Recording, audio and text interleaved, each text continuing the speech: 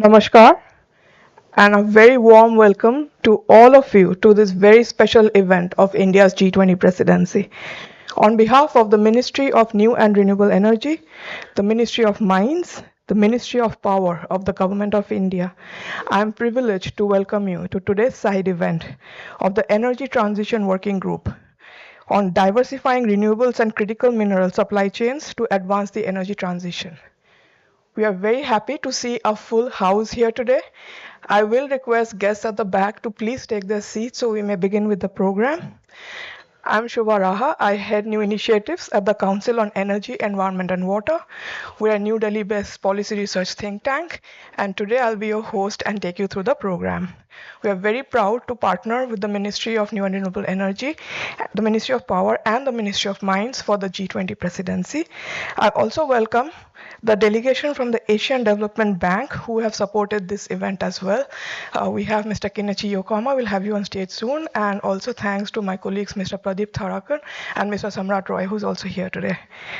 We are ready for the plenary session, and I am privileged to welcome on stage the ETWG Chair, Mr. Alok Kumar, Secretary, Ministry of Power, India. Sir, if you'll please come on the stage. Mr. Bhupinder Singh Bhalla, Secretary, Ministry of New and Renewable Energy, Government of India. Mr. Vivek Bhardwaj, Secretary, Ministry of Mines, Government of India. We will wait for Srimati Mamta Verma, Principal Secretary, Energy and Petrochemicals, the Government of Gujarat. She is on her way.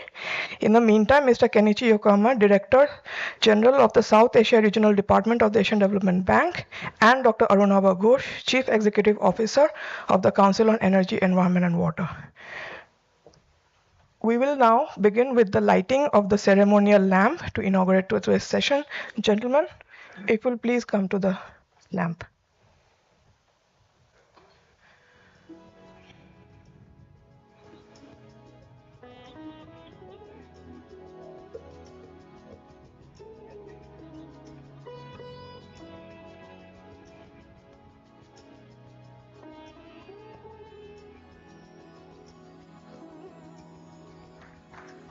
A big hand to start off today's program. Thank you.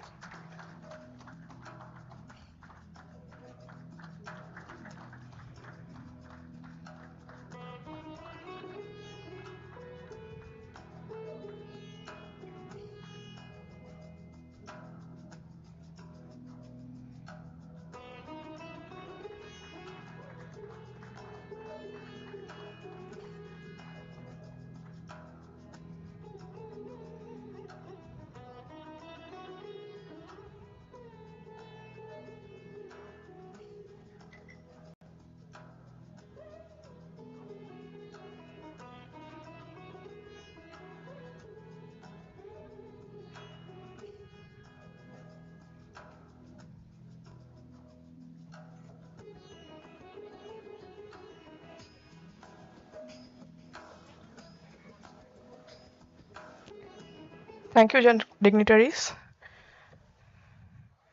We will now start the plenary session for today. We will start with the welcome address and the setting of the context by the two ministries that have worked very hard over the past several weeks to put together today's program, led by Shri Bhupinder Singh Bhalla, Secretary, Ministry of New and Renewable Energy, and Shri Vivek Bhardwaj, Secretary of the Ministry of Mines. So, Mr. Bhalla, first you, and then Mr. Bhardwaj, 5 minutes each, please. Thank you.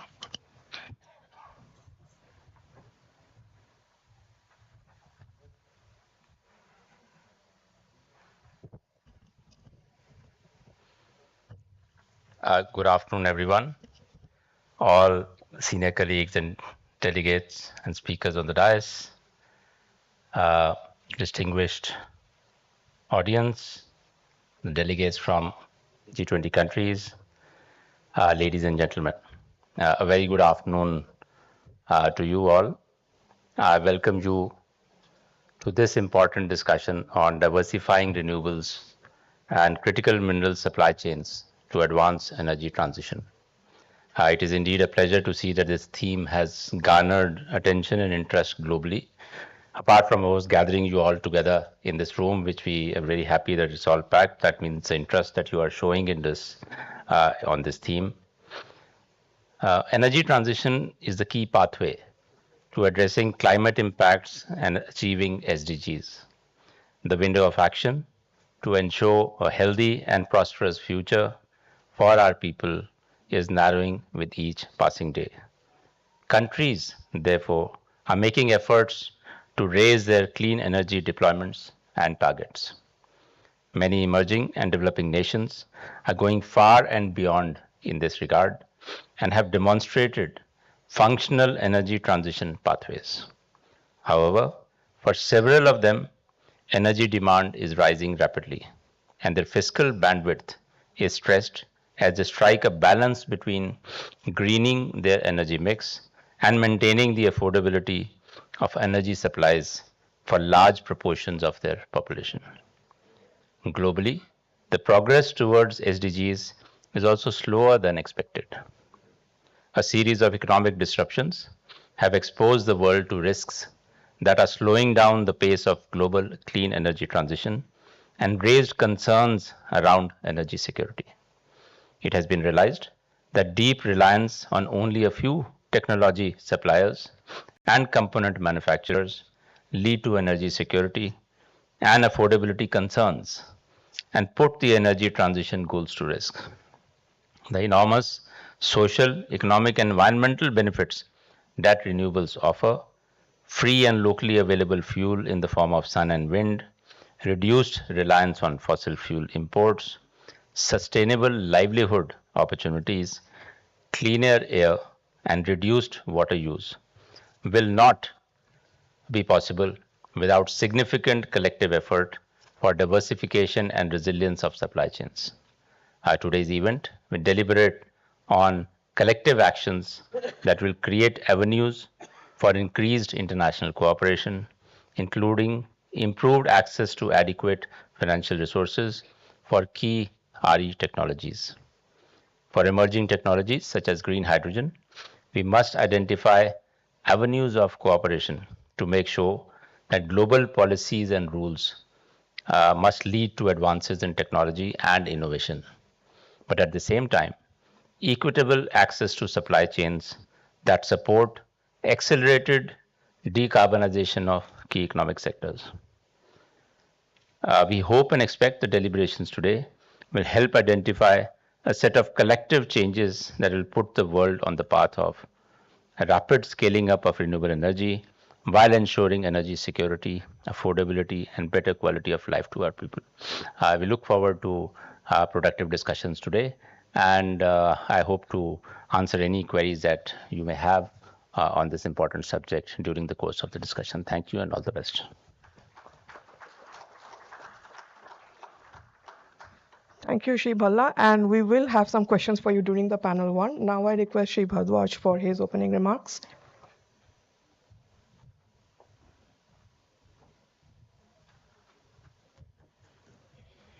I am, as usual, the least informed about minerals, their criticalities, supply chains. I've been told by CEW that about 55 to 90% of the reserves of critical minerals lie in 15 countries. There is a similar figure for the processing capacities. The human race has faced many critical situations in the past. And this reminds me of when I was studying for the civil service exam.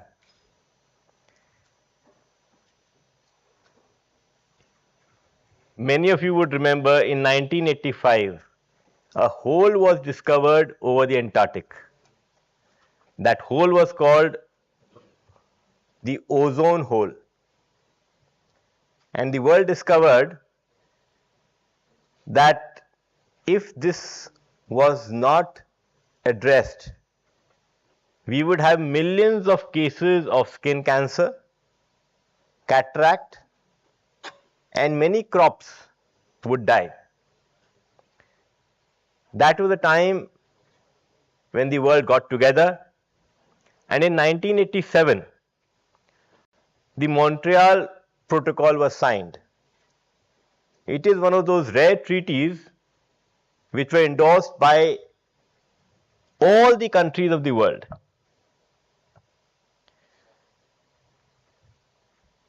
The protocol had different provisions for the developed countries, for the developing countries. A multilateral fund was established, and over the years, this agreement became one of the most successful international treaties. What was found was chlorofluorocarbons. They were the ozone depleting substances. Scientists tell us that one atom of chlorofluorocarbon could destroy 2,000 molecules of ozone. One atom to 2,000 molecules. And this was also 2,000 times more potent than carbon dioxide. So when we started addressing the problem of ozone, we also addressed the problem of carbon dioxide. Over the years, we have phased out these kind of substances, and now we believe that the ozone layer has been replenished. We have saved 135 gigatons of carbon from getting into the atmosphere between 1990 and 2010, and 2 million cases of cancer have been avoided. I am sharing this information only to give you hope that humankind has in the past battled many severe crises, whether it was the COVID a year back or the energy crisis of the 1970s, and I am sure we will be able to address the criticality of minerals through greater prospecting and exploration, like we've been able to do in the case of lithium in Jammu and Kashmir. The ministry in the government will be acquiring assets abroad, and this country will not be starved of critical minerals. Thank you.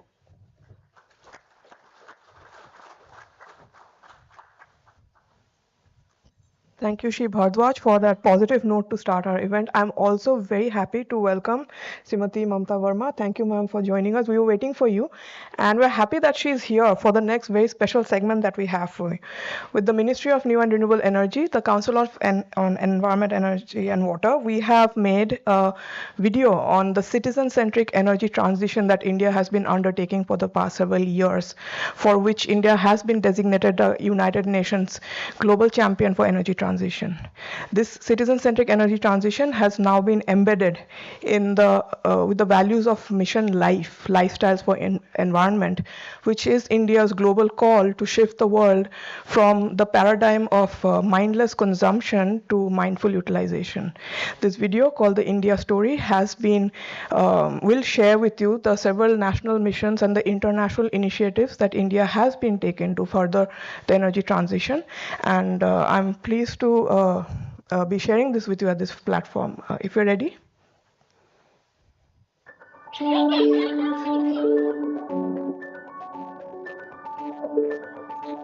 India is transforming. India's efforts to secure energy access, promote sustainable energy, and ensure energy equity and justice for its 1.4 billion citizens has made it a United Nations global champion for energy transition. Today, almost all Indian households have access to electricity. Solar parks and wind farms are powering homes, offices and factories, and the bioenergy sector is booming.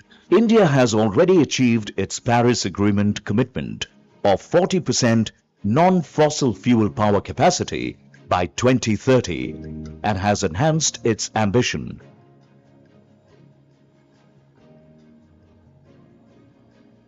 India's National Green Hydrogen Mission is building capacity to use this next-gen strategic fuel to decarbonize transport and energy-intensive sectors like fertilizers, petrochemicals, and iron and steel. In fact, India is the world's first major economy to develop on a low-carbon pathway. At the heart of this economic transformation is life, lifestyle for environment. Life emphasizes the virtue of mindful utilization instead of mindless consumption.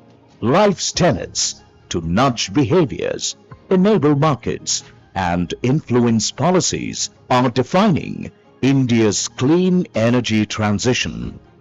In rural India, distributed renewable energy systems are creating jobs and empowering communities with productive use applications, while solar irrigation pumps are reducing diesel use, saving water, and increasing farmers' incomes.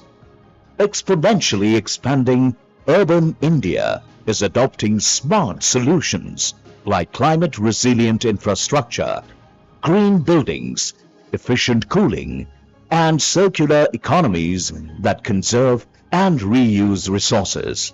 In urban homes, piped natural gas is becoming the cooking fuel of choice, given its low emissions, safety, and convenience. India has also provided free LPG connections to over 96 million economically weaker consumers to transition them from biomass burning to clean cooking. To decarbonize its transport sector, India is increasing electric mobility and promoting compressed biogas and ethanol blended fuels. One of the world's largest passenger and freight carriers, the Indian Railways, is on track for 100% electrification of its network. India's double leapfrog of clean energy access and transition is enhanced by its emphasis on energy efficiency. India has replaced over 1 billion incandescent and CFL lights with LED in homes, businesses, and on the streets. Smart meters and star-rated appliances are optimizing power consumption and lowering emissions. And the perform-achieve trade cycles have vastly improved industrial energy efficiency, accelerating India's transition towards net zero. Skilling and research programs are inspiring innovation and entrepreneurship, generating economic opportunities that shift sustainability from the margins to the mainstream. Building on India's leadership in wind equipment manufacturing, production-linked incentives are helping industry capitalize on the global market for solar modules and batteries. The International Solar Alliance, co-founded by India in 2015, is the first treaty-based intergovernmental organization housed in India. It is today a lighthouse in the world's clean energy journey and has initiated the ambitious One Sun, One World, One Grid endeavor. The commitment to build sustainable systems for energy self-reliance is integral to India's mission to become Atmanirbhar Bharat, incorporating life's essence of mindfully using our precious resources. We invite you to join us as we shape our vision of a green and bountiful future for all, with collective effort for equitable and inclusive growth.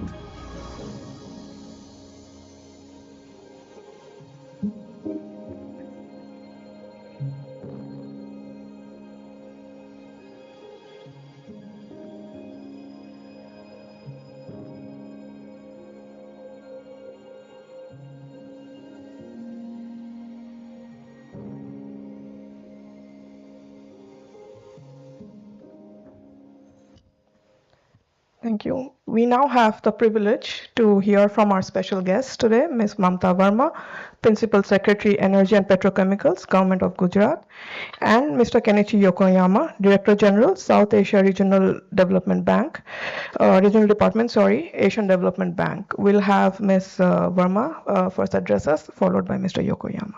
Ma'am.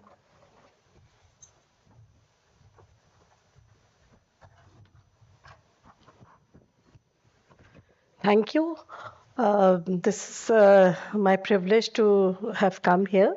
Respected Secretary Sir, Secretary Ministry of Power, Secretary Ministry of MNRE, Mines, Honorable Distinguished guest on the stage, off the stage, ladies and gentlemen, and all the delegates. At the outset, this is our proud privilege to be welcoming all of you here. We are very happy that this event is being organized in Mahatma Mandir, and also especially in the energy transition issue, this is being discussed here, and I'm sure that the deliberation which are going to happen here will be really fruitful in meeting India's vision given by Honorable Prime Minister of Panchamrit vision and net zero vision. If I talk about Gujarat, Gujarat is one of the most industrialized state and also the manufacturing powerhouse. We contribute 9% to India's GDP, and 19% of India's industrial output comes from here. And as far as global supply chains are concerned, issues are there. After COVID, Gujarat has, with a very good logistics and with manufacturing hub, we are basically strengthening our industrial state and the manufacturing sector so that we are able to supply to the world. And if I only talk about the renewables, we all know that India is taking lot of efforts by MNRE and Ministry of Power, and states have a major role to play. And as far as Gujarat is concerned, we are number 2 in the entire state with almost 19.5 gigawatt of renewable energy. We contribute to 15% of India's renewable energy. And we are very aggressive in our policies.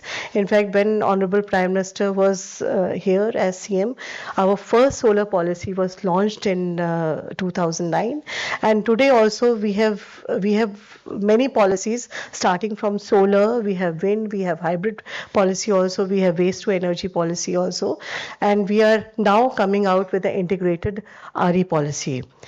We have a vision to contribute by 2030. We will be adding another 90 gigawatt, and we are right now in the process of implementing world largest renewable energy project, which is coming in Khavda, which is basically a border of India and Pakistan, and it has already seen a lot of progress on the ground, and the first project will start happening by the end of next year.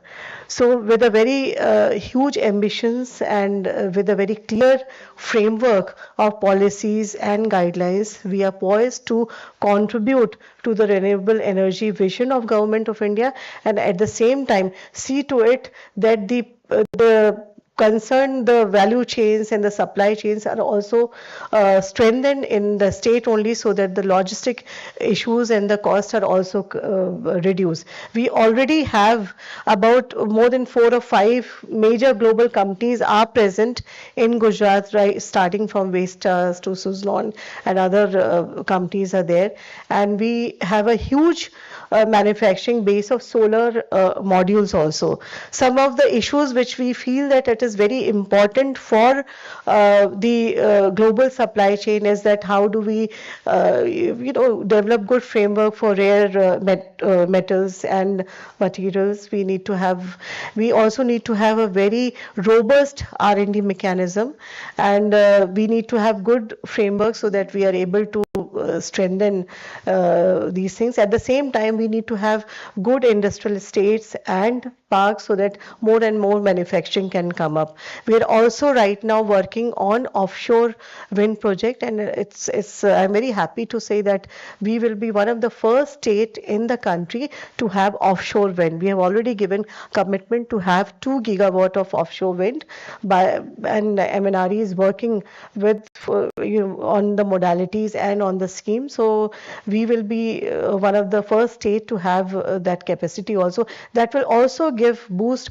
to the manufacturing sector related to the renewables. We are strengthening our ports and other sector also, so that the logistics and other things are able to come to in these sector. So with these words, it is once again I welcome all of you, and I'm sure that all of you are also going to visit Modera town, which is the first town in India to be fully solarized. In fact, the entire sun temple which you are going to visit in the evening is also fully being catered by the renewable energy, and I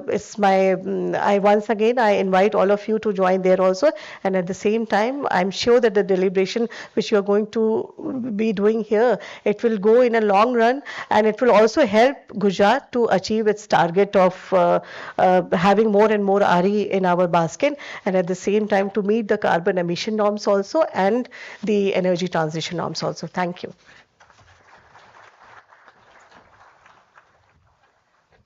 Thank you, ma'am. And now we have heard from the central government of India. We have heard from the state of Gujarat.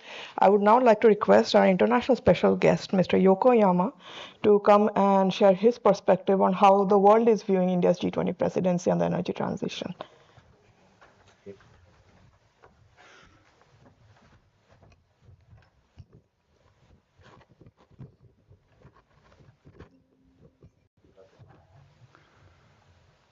Mr. Alok Kumar, Secretary, Minister Power, Mr. Vivek Bharadwaj, Secretary, Ministry Mines, Mr. Pupinder Singh Bala, Secretary of MNRE, representatives from G20 countries, State Government of Gujarat, and other participants, good afternoon. ADB is privileged to support this side event with the Government of India alongside the second Energy Transition Working Group meeting. We are aware that pursuing a clean energy transition at the scale that India and G20 are attempting comes with many challenges, including access to finance, its availability including concessionality, technological risks, etc. Among these challenges, securing access to resilient and affordable supply chains of key technologies has emerged as a major issue, as the solar and wind capacities must grow 20 times and 11 times respectively between 2020 and 2050. Existing manufacturing capacities, skills, logistics, and infrastructure need to be augmented to this end and to that scale. In this context, we appreciate the Government of India for making this a theme under the Energy Transition Working Group, thereby giving it the importance it deserves. Critical mineral supply and processing currently is highly concentrated, as presented in many other forums here.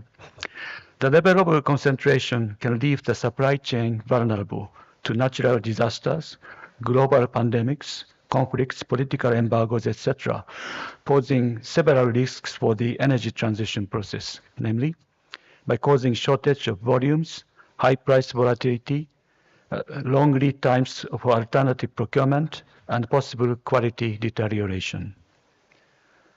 We note that the G20 Working Group is acknowledging the need for enhancing resilient, reliable, sustainable, and diversified supply chains, a global database on manufacturing and supply chain systems as a preventive measure for disruptions and volatilities, and so on. The need for coordinated planning in transnational grid interconnections has also been emphasized. I'd like to convey here ADB's willingness to continue and augment our partnerships to support these initiatives at country in India as well as regional levels. First, we have initiated an assessment of critical mines and renewable energy supply chains and implications for energy transition in the Asia-Pacific region, with an intention of doing deep dives for India and Indonesia as case studies. Second, in India, ADB is working closely with NITI Aayog to support the government initiative to make India as the manufacturing hub for EVs and battery storage through both supply side and demand side interventions, including policy and incentive frameworks that are required. The STA also exploring alternative energy battery technologies. Third, on transnational grid interconnection, ADB is also presently supporting BIMSTEC, or Bay of Bengal Initiative for Multi-Sectoral and Economic Cooperation, to prepare a transmission master plan for the 7 member countries. Similar master planning may be supported in our Greater Mekong and Central Asia regional cooperation frameworks, including inter-sub-regional connectivity. Finally, we should not forget about the important resources for energy transition, that is skilled labor. We have been supporting skills initiatives with several states in India, which may now include skills development to build capacities for manufacturing and supply chain management, which is a huge demand. ADB is also partnering with the Ministry of Skills Development and Entrepreneurship to develop just transition worker support facility. In conclusion, please let me say that the concentrated supply chains for critical minerals and renewable energy technologies are both risks and opportunity. It can be a real opportunity for innovation and collaboration among the G20 countries. And ADB is ready to support member countries to build the resilient supply chains and manufacturing competitiveness that are prerequisite for the energy transition. Thank you very much.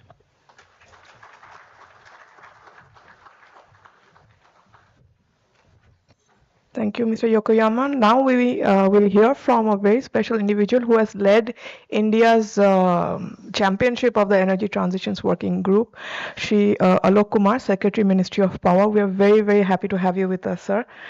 Please.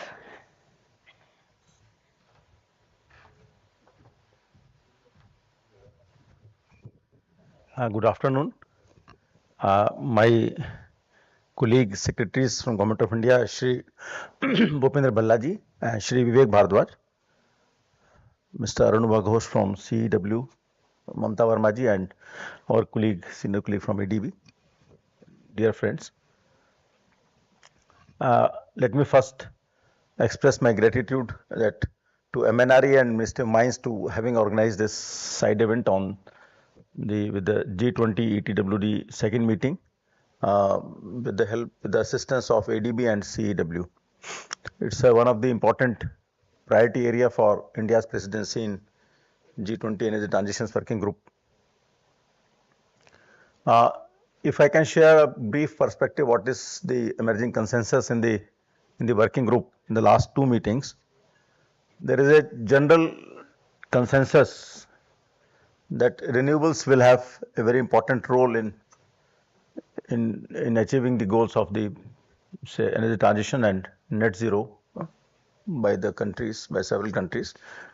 There is of course some different shades of opinion in some countries that to what extent they will be able to integrate renewables in their national energy strategy, because their endowments differ and their present the energy supply chain is a different mix they have. But by and large, I'll say 80 to 90% there is a consensus that renewables are going to be mainstay for energy transition globally. For India, we can see in 2 parts. Say things will be little easier up to 2030 because we'll need some storage, but we'll need large quantity of modules, locally manufactured solar modules and cells. But things are going to be pretty challenging beyond 2030. We have some tentative scenario for the power sector in 2047 in India, which forecasts up to 90% of the renewable based capacity in India because we see there are other two options. The carbon capture and utilization is still not that promising. So we will have to bring down the share of coal-based generation and increase renewable generation if we have to meet our international commitments. Others, other option for base load is a nuclear, but nuclear has its own problems. It's a very good program, but there are challenges in its implementation, also the arranging fuel for power reactors. In that scenario, the projections are having 1200 gigawatt of renewable energy capacity, 340 gigawatt of storage, around 120 gigawatt of hydro, and 50 gigawatt of nuclear. So that will, even if we take around 80 to 90 gigawatt of the pumped storage projects, we'll need 250 gigawatt of battery storage. If we take the situation in the carbon capture and nuclear, the battery storage is the most promising solution. But for that, we require huge materials, the manufacturing, and projections say that at least we will have to have continuously around 40 to 50 gigawatt of the renewable energy new addition every year till 2047. And my sense is out of that around 30 gigawatt will be from solar. So that gives you a sense that how much quantity of materials of the solar cells, modules and batteries we require to sustain that model. And you have to add batteries for mobility in addition, not only power sector, and also the huge quantities of electrolyzers for the green hydrogen, because that is this is some data points to say that challenge is huge, and if you don't succeed in promoting local manufacturing, the India's energy transition will be very, very difficult.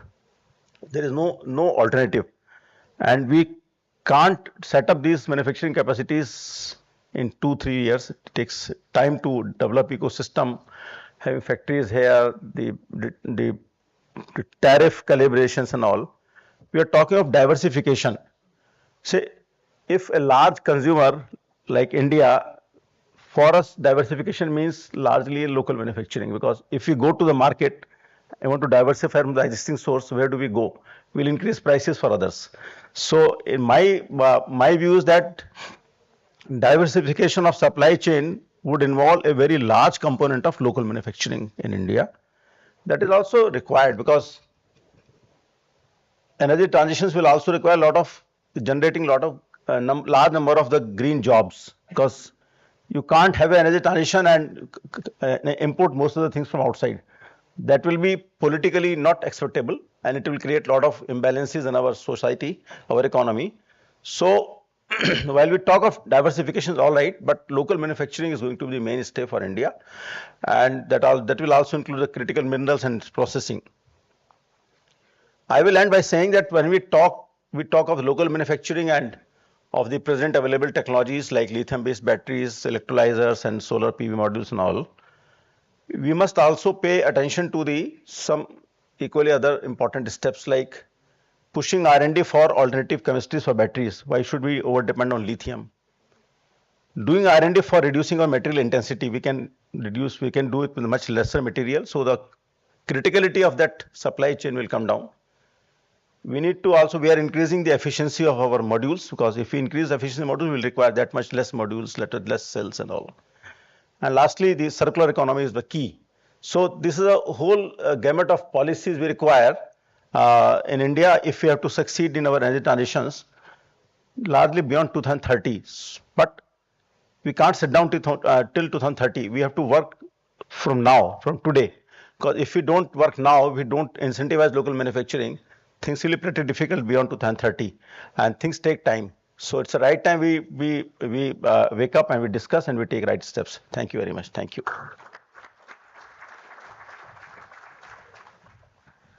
Thank you, Shri Alok Kumar. This brings us to another important milestone of today's event. In the past several months, we have worked with the Ministry of New and Renewable Energy and the Ministry of Mines to develop two critical technical reports of the G20 presidency. These are titled Developing Resilient Renewable Energy Supply Chains for the Global Clean Energy Transition and Addressing Vulnerabilities in the Supply Chain of Critical Minerals. These will be discussed in detail in the coming two panel discussions, but for now, I request the dignitaries on the stage, and I want to welcome two very, very special people on the stage with them, Mr. Dinesh Jagdale, Joint Secretary, Ministry of New and Renewable Energy, and Dr. Veena Kumari, Joint Secretary, Ministry of Mines. Ma'am, Mr. Jagdale, please join us on stage. I request the dignitaries to also come to the front. I would request the CEW team and the co-author of the Critical Minerals Report, IEA, the International Energy Representative, represented here today by Dr. Brian Motherway, Head Energy Efficiency Division of the IEA, to also join us on stage.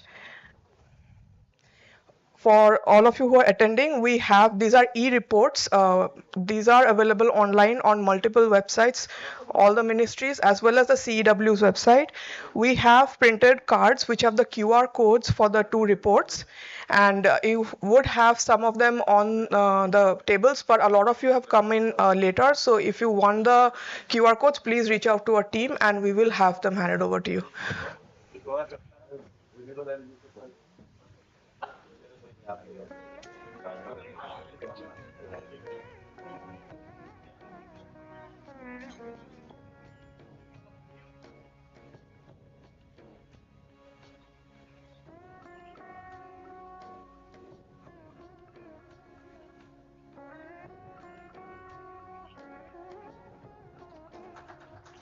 A big hand.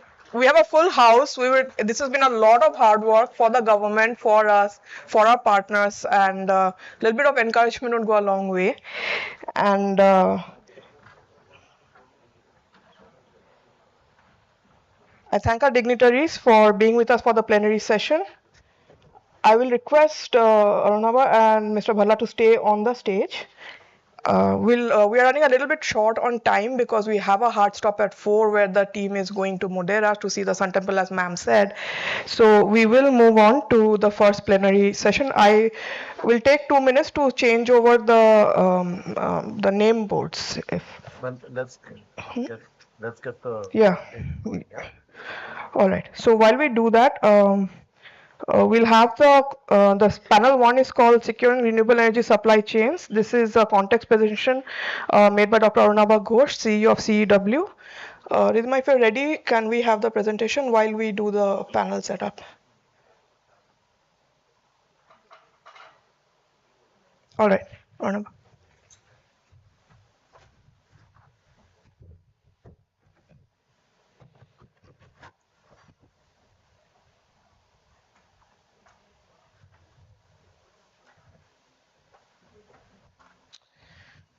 Good afternoon. In the interest of time, while the stage is being set up, I will quickly give you a briefing presentation on the first of the reports that we've just released on renewable energy, or rather securing renewable energy supply chains. These numbers come from the International Energy Agency. Dr. Brian Motherway is already here. The deployment of batteries and, sorry, just could we just make sure, Ridhima, this is, I think the wrong one has been put up.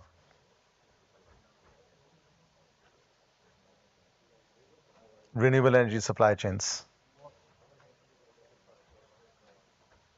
Rishabh, could you just ensure? Yeah.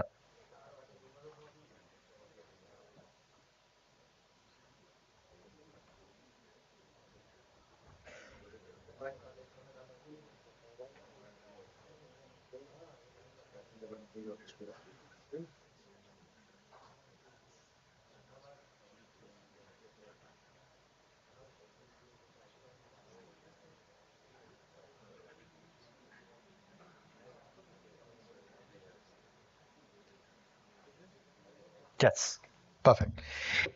So to reach a net zero future, the world has to get to 90% of the world's electricity coming from renewables by 2050. What that basically means is that if you look at solar and wind, this decade we will need a compounded annual growth rate of over 20% for solar and 15% for wind. The next decade, 8% each, plus an extensive amount of battery deployment. And then even in the decade of 2040 to 50, 3% annual growth rate, annualized growth rate for solar, 4% annualized growth rate for wind and batteries.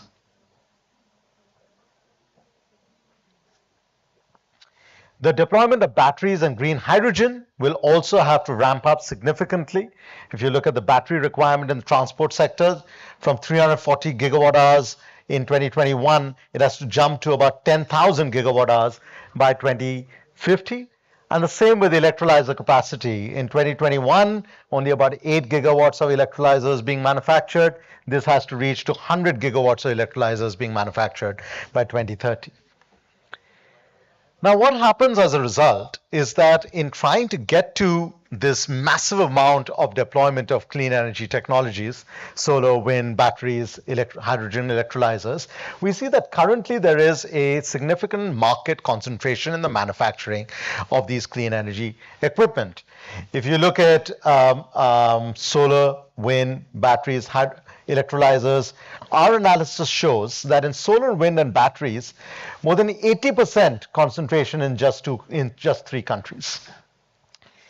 Now, what we also notice is that over the past decade, as many countries across the world, not just the developed ones, but also many of the developing ones, have invested in renewable energy technologies, we also see their import concentrations increasing.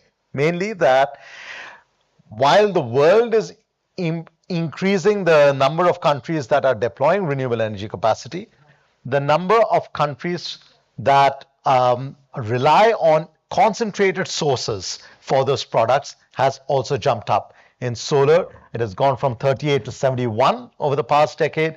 In wind, it's remained about the same. And again, in lithium-ion batteries, there has been a significant increase. The other thing we notice is that in terms of concentrations, the lower middle income countries are particularly dependent on very few suppliers of these clean energy technologies. But these are also the countries where a lot of this clean energy infrastructure has to come about. Which is why, and you can contrast that with the high income countries where at least for solar and batteries, the level of concentration is far lower. So the very geographies where significant amount of renewable energy deployment has to yet come, new energy capacity is yet be developed, are also the ones which are vulnerable to supply shocks. So how do we deal with this? What we are recommending is that, number one, we have to, of course, track the renewable energy supply chains globally with much greater granularity. Tracking the trade flow data gives countries a sense of their vulnerabilities, but also a sense of where they could potentially secure products from should there be a disruption. This requires periodic updates of manufacturing capacities, but also tracking projects periodically to assess the level of technologies. Equally, we need to increase the supply of renewable energy technology, and this is also what Secretary Bhalla was also mentioning earlier. We need increased financing of manufacturing of these capacities, especially by multilateral development banks financing. We also need to upskill the labor force in order to participate in this new green economy. Local infrastructure for renewable energy supply chains will be needed, what Ms. Verma was mentioning, and of course we will have to have circular economy, what Secretary Power also mentioned. Beyond that, we need to start thinking about the co-development of the technologies. How do we share the novel technology-centric public procurement models? So how do we leverage the power of government procurement to drive more co-development of the technologies, but of course also drive collaboration between labs across the world? This will become particularly important when it comes to the green hydrogen supply chain. We will need a more rules-based architecture for securing the supply of green hydrogen across the world. That will start with standards and certification, because right now the standards and the rules differ from major geography to major geography. So we need some degree of consistency in the standards, and we'll need some interoperability of the standards. We will also need to expand the number of suppliers. Right now, there's only one supplier for the interconnects or the membranes for some of the green hydrogen technologies. The critical minerals requirement will jump up. We'll have the dedicated discussion on critical minerals in half an hour from now. But for instance, IEA again estimates that just the supply of nickel needs to double for the electrolyzers. End-use adaptation of these technologies will vary from geography to geography, which means the infrastructure development will have to be commensurate. And finally, we will need a lot more money. By 2030, about $700 billion needs to be invested in green hydrogen across the world. At CW, we estimate that right now, only about $100 billion are committed towards that end. So there's a huge gap that needs to be filled. So the balancing act for energy security, energy affordability, and decarbonization is a difficult one. But if we can start by looking at where we are going to deploy the infrastructure, where the green energy products are coming from, and how we can collaborate to increase the suppliers, increase the resilience, and increase the investment across the world, we might end up with a far more decarbonized and yet energy secure future. Thank you.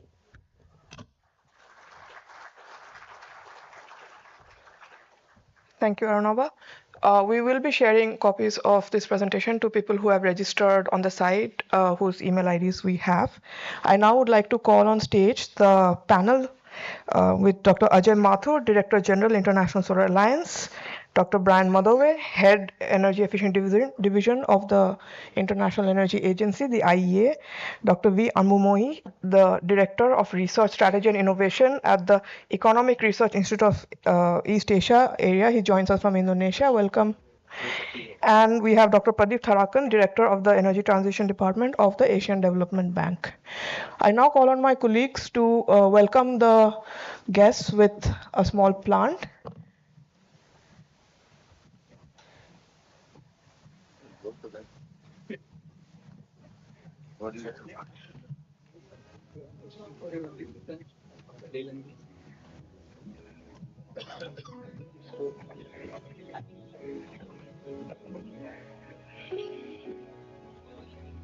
This session will be chaired by Mr. Bhupinder Singh Bhalla, the Secretary of the Ministry of New and Renewable Energy of India, and the moderator will be Dr. Arunabha Ghosh. Arunabha, over to you. We will close this session and go on to the next session at 3:20, and we hope to have 5 minutes of audience participation as well. Wonderful. And the timers, I would request everyone to sort of maintain short answers because we do have a hard stop at 4 for both panels. Thank you. Okay, so you got, this is like, there are multiple timers going on there. All right, fine. The clock is ticking for the panel and the planet. Secretary Bhalla, let me come straight to you. In your own presentation, you talked very clearly about the need to diversify supply chains, and the numbers I just presented show you, not just for India, but for the world as a whole, what the challenge is. Now,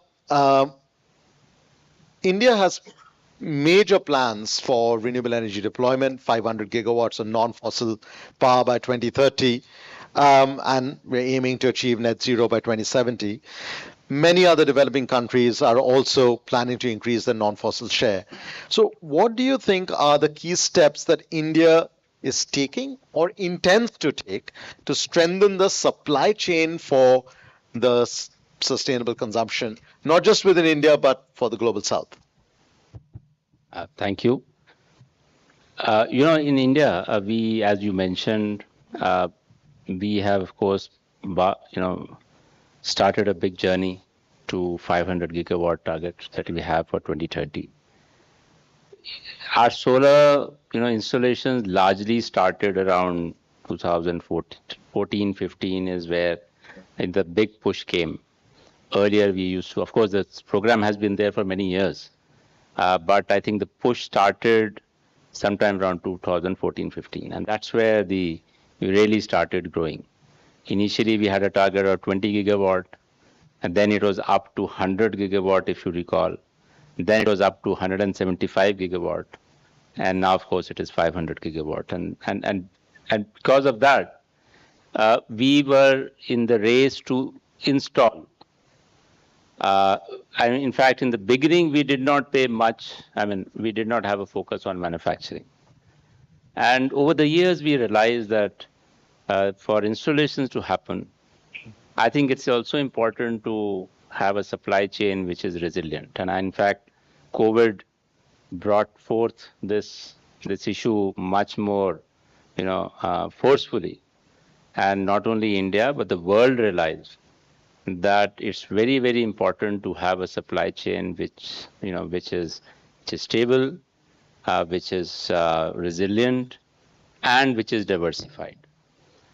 So we had started on the process around that time, and in fact we came out with the PLI, and we were able to, the first tranche of the PLI for solar PV manufacturing was quite successful.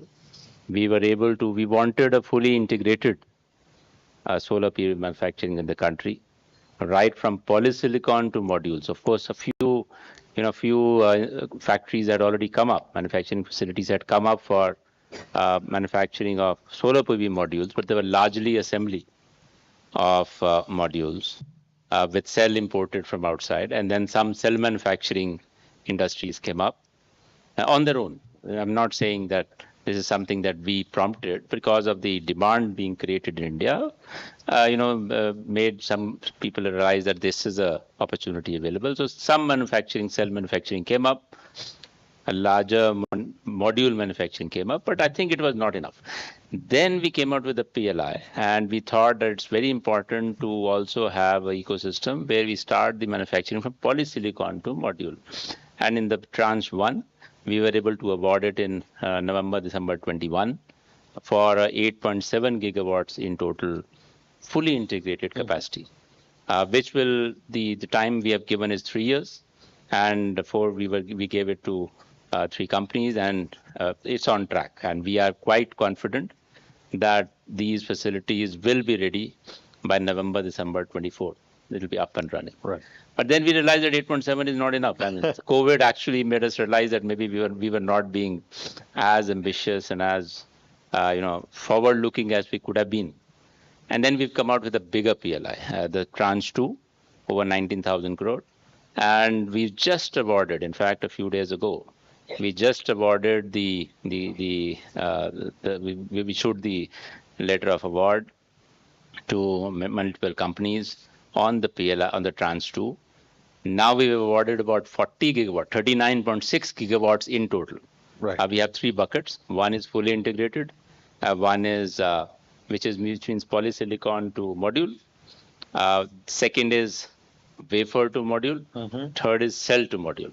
We had 3 buckets, and in fact, so now we've awarded 39.6 gigawatt, and we add the earlier for 8.7. Now we've actually, under the government incentive, we are pushing for production of 48 gigawatts per annum of module manufacturing, of course, in various capacities. So, sure. And we've given 3 years for the fully integrated, 2 years for wafer to module, and 1.5 years for cell to module. So by April of 2026, we will have 48 gigawatts of annual production capacity of solar PV module made in India, and made for India, and maybe made for the world, coming up in India. And that's April 26. That's the target. In addition, we already have now currently 22.4 gigawatts of module manufacturing in India, about 4 or 5 gigawatt of cell manufacturing in India. So in it and a lot of other capacities are coming up. And I can say it with confidence that with 22 plus 48, plus many other capacities coming up, it's because, for example, when we awarded a polysilicon capacity to someone, I mean, they say that 4 gigawatt is nothing. The feasibility, the viability is 10 gigawatt. Yeah, right. That's the minimum viability for a big project. So they are manufacturing 10, whether we give them incentive for 4 or not. And that's what's going to happen, I believe, I understand in the second tranche as well.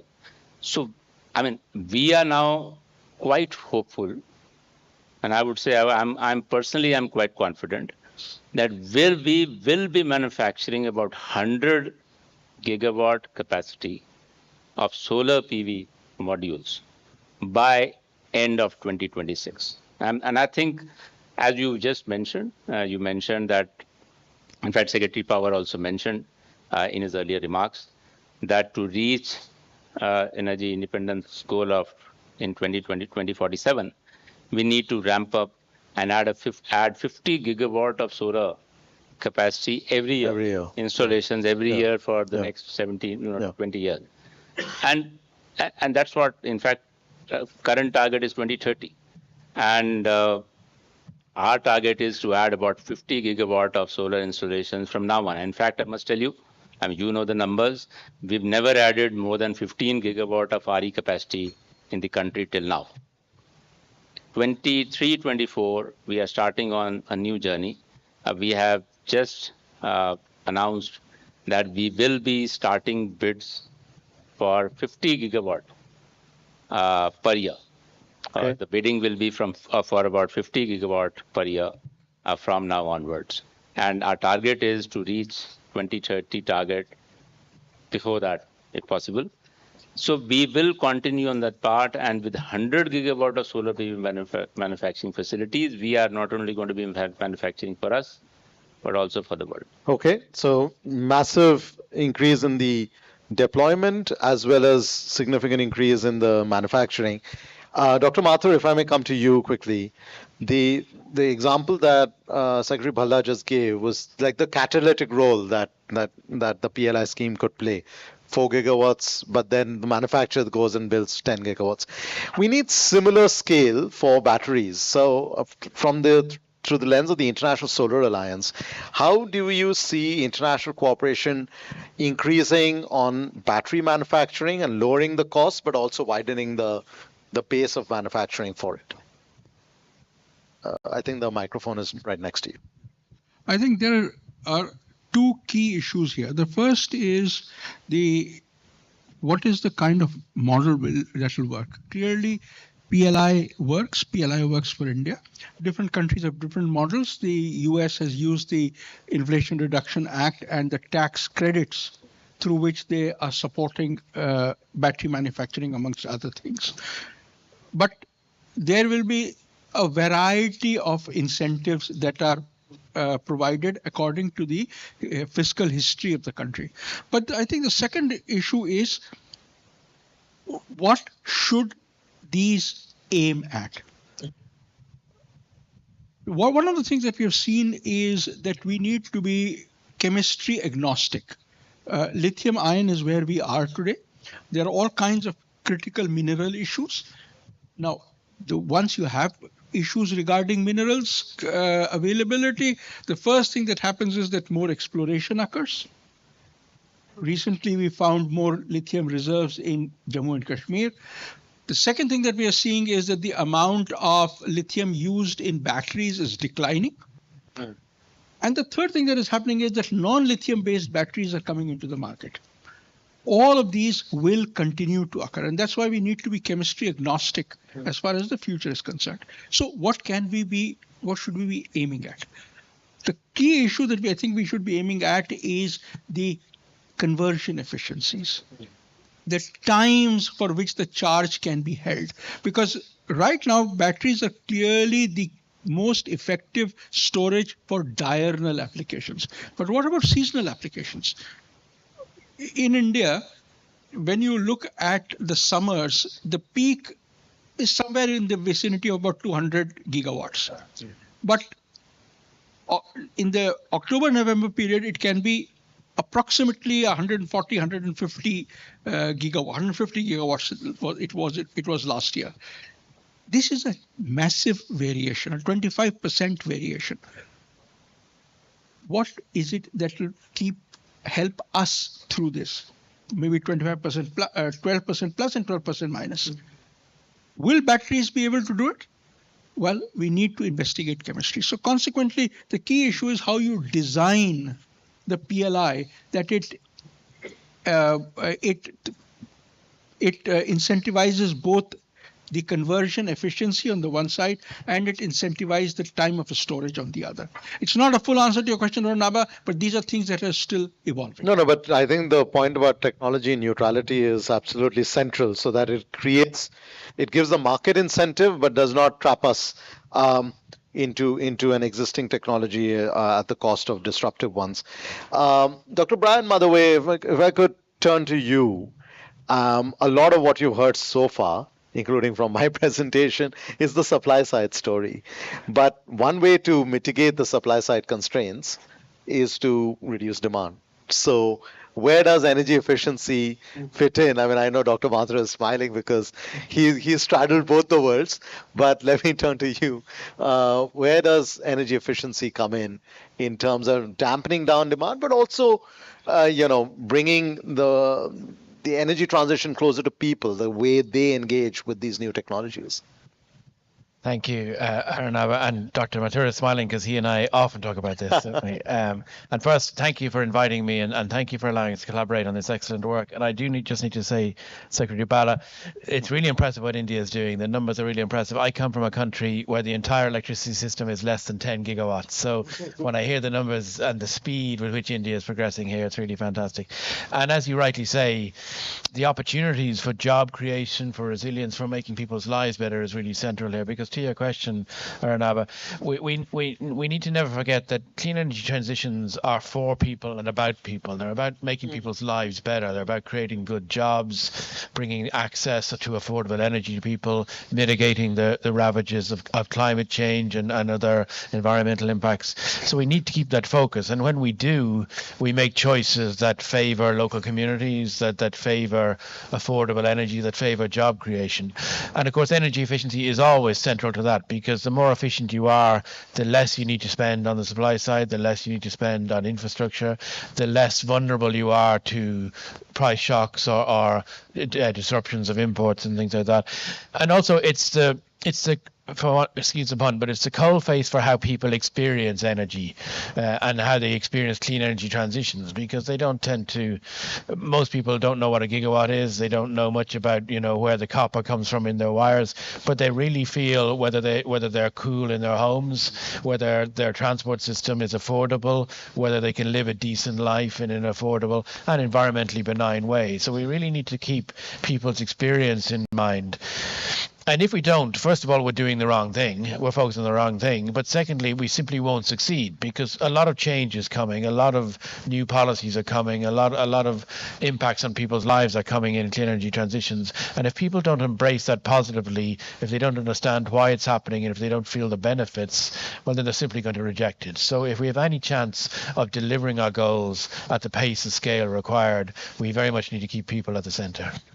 What you've just described, people care not about the electron, but the fact that the light is on, that they feel cool or warm when it is required. So it's all about energy as a service rather than energy as a product, as a molecule, as an electron, as a hydrocarbon.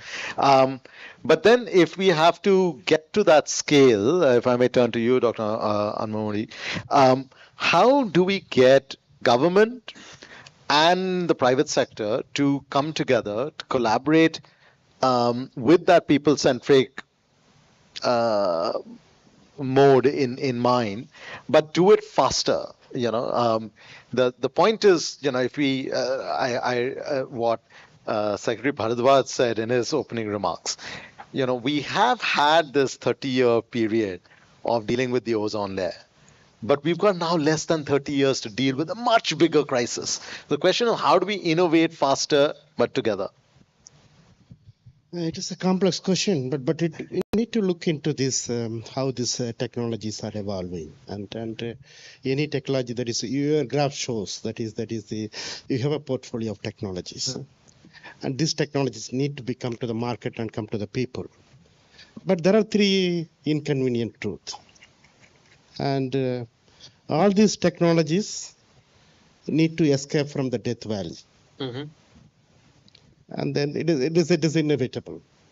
And second thing is, these technologies doesn't have emotions. They flow with trade, FDI, and as well as licensing. Right. There is a mechanism. Right. And the third one is these technologies need to fight with these existing technologies. So this is the three narratives, and that is to scale. And there are several cases where these technologies the countries has been tackled these challenges. So one best example I can say that is where I am associated is Japan and Germany. Yeah. These are the two countries where we find these technologies are more people-centric, and they brought this new wealth also to the nations. So what Japan did, maybe Yokoyama-san may correct me, and so the first thing is needed, that is how to avoid the death valley, and where we can promote the innovations, where there is a kind of a nexus between academia, business, and the policy making is needed. That has been reflected in Japanese. Most of these innovation networks, they exist. It is a kind of a techno-nationalism where they made it, and the German and Japan. They believe in technology, the power of the technologies, power of the markets. And second thing is, once you know it, and it has to be exported, or you need to create the demand. Where that need kind of integration, this relative comparative advantage. The countries, though they have the competition, they don't look for all the technologies. They be selective. Selective in that way, that is, they can be compete in the world market, kind of a new business market. It is reflecting the kind of Vasudeva Kudambam. That is more about saving one world. And once it is there, and third part is for diffusion, and particularly at the national level, you need the public-private partnership. That is what you mentioned. And here, these technologies are very costly in the beginning. And the industries are very much reluctant to buy it. So because there the government public-private partnership comes in opening the technology and the financial window simultaneously. I think where public particularly provide the subsidies, and then low cost in interest loans. And third one is also they are providing some cost of it. It is not 100% subsidies. It is around 70 to 30%. Right. So this creates a kind of a market demand. Right. And then where the technology diffusion can help. And then the third and the last one is how to tackle these existing technologies, to bring these efficient technologies into the market. Here they have developed in Japan, they have developed a top runner program. So where he find basically that is the top performing technologies. That becomes a kind of basic reference. Then it becomes a kind of standard. They give a kind of 5-year period. Within the 5-year period, other producers need to meet that standard. Otherwise, they will be out. So basically, how we can propose is a kind of developing an innovation network, public-private partnership for opening the finance, and third one is creating a demand. This is the kind of formula we need to look into.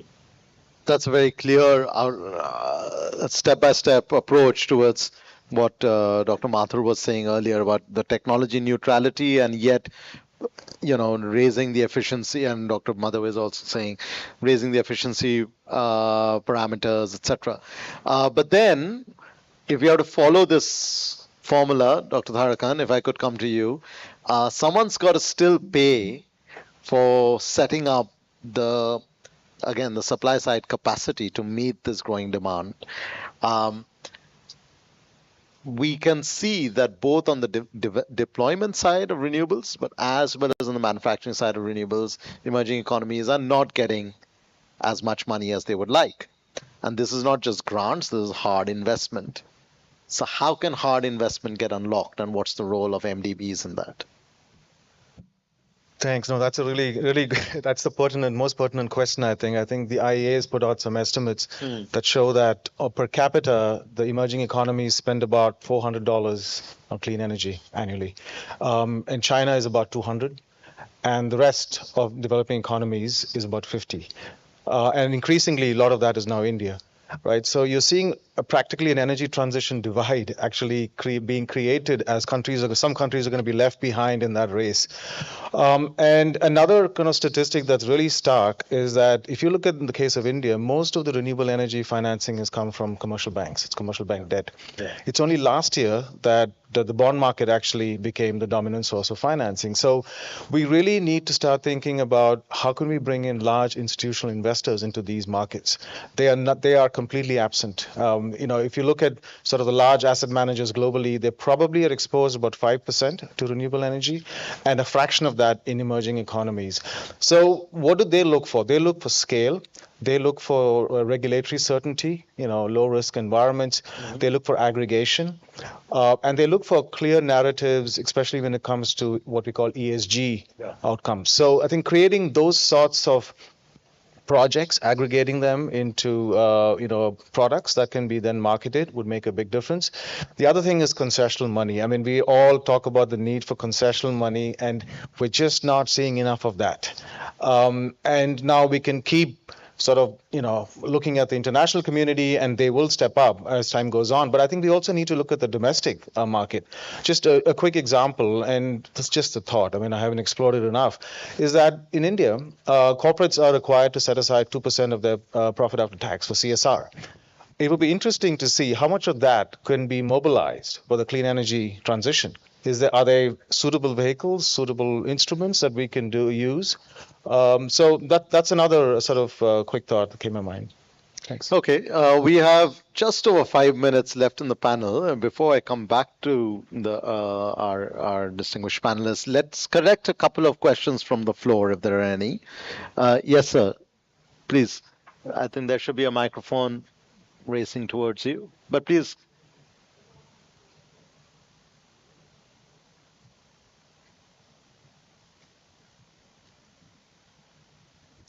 Yes, hello. So thank you. I am from Ahmedabad University. My name is Supratim Dasgupta.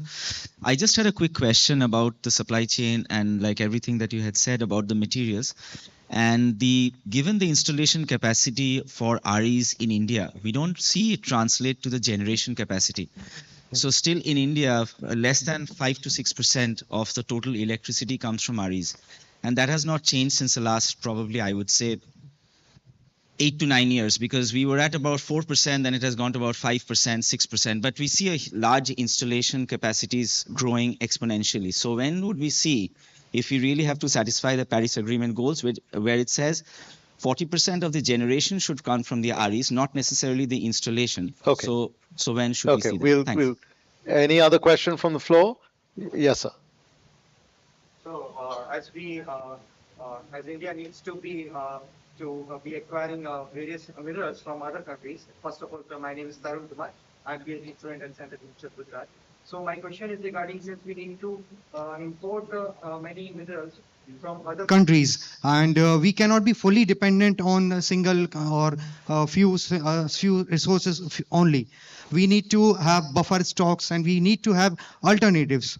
Second thing, sir, transport of these mineral supply chain needs to be affordable and very, very secure, because if we see from defense and strategic point of view, there can be few choke points. Okay, so since your question was on critical minerals, we'll let the next panel answer that, because that is dedicated to that issue.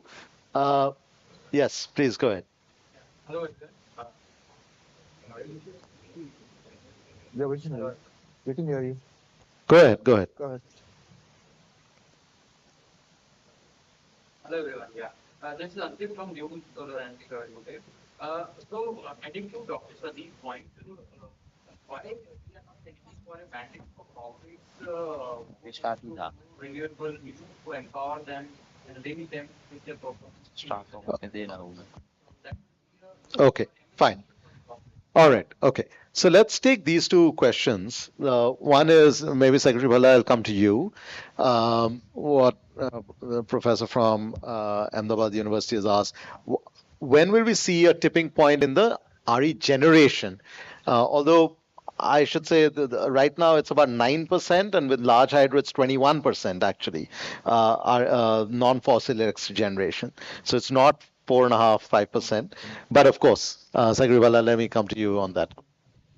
See, our commitment, and our NDC that we've submitted talks about achieving 50% of the installed capacity from non-fossil sources by 2030. That is the commitment we have given.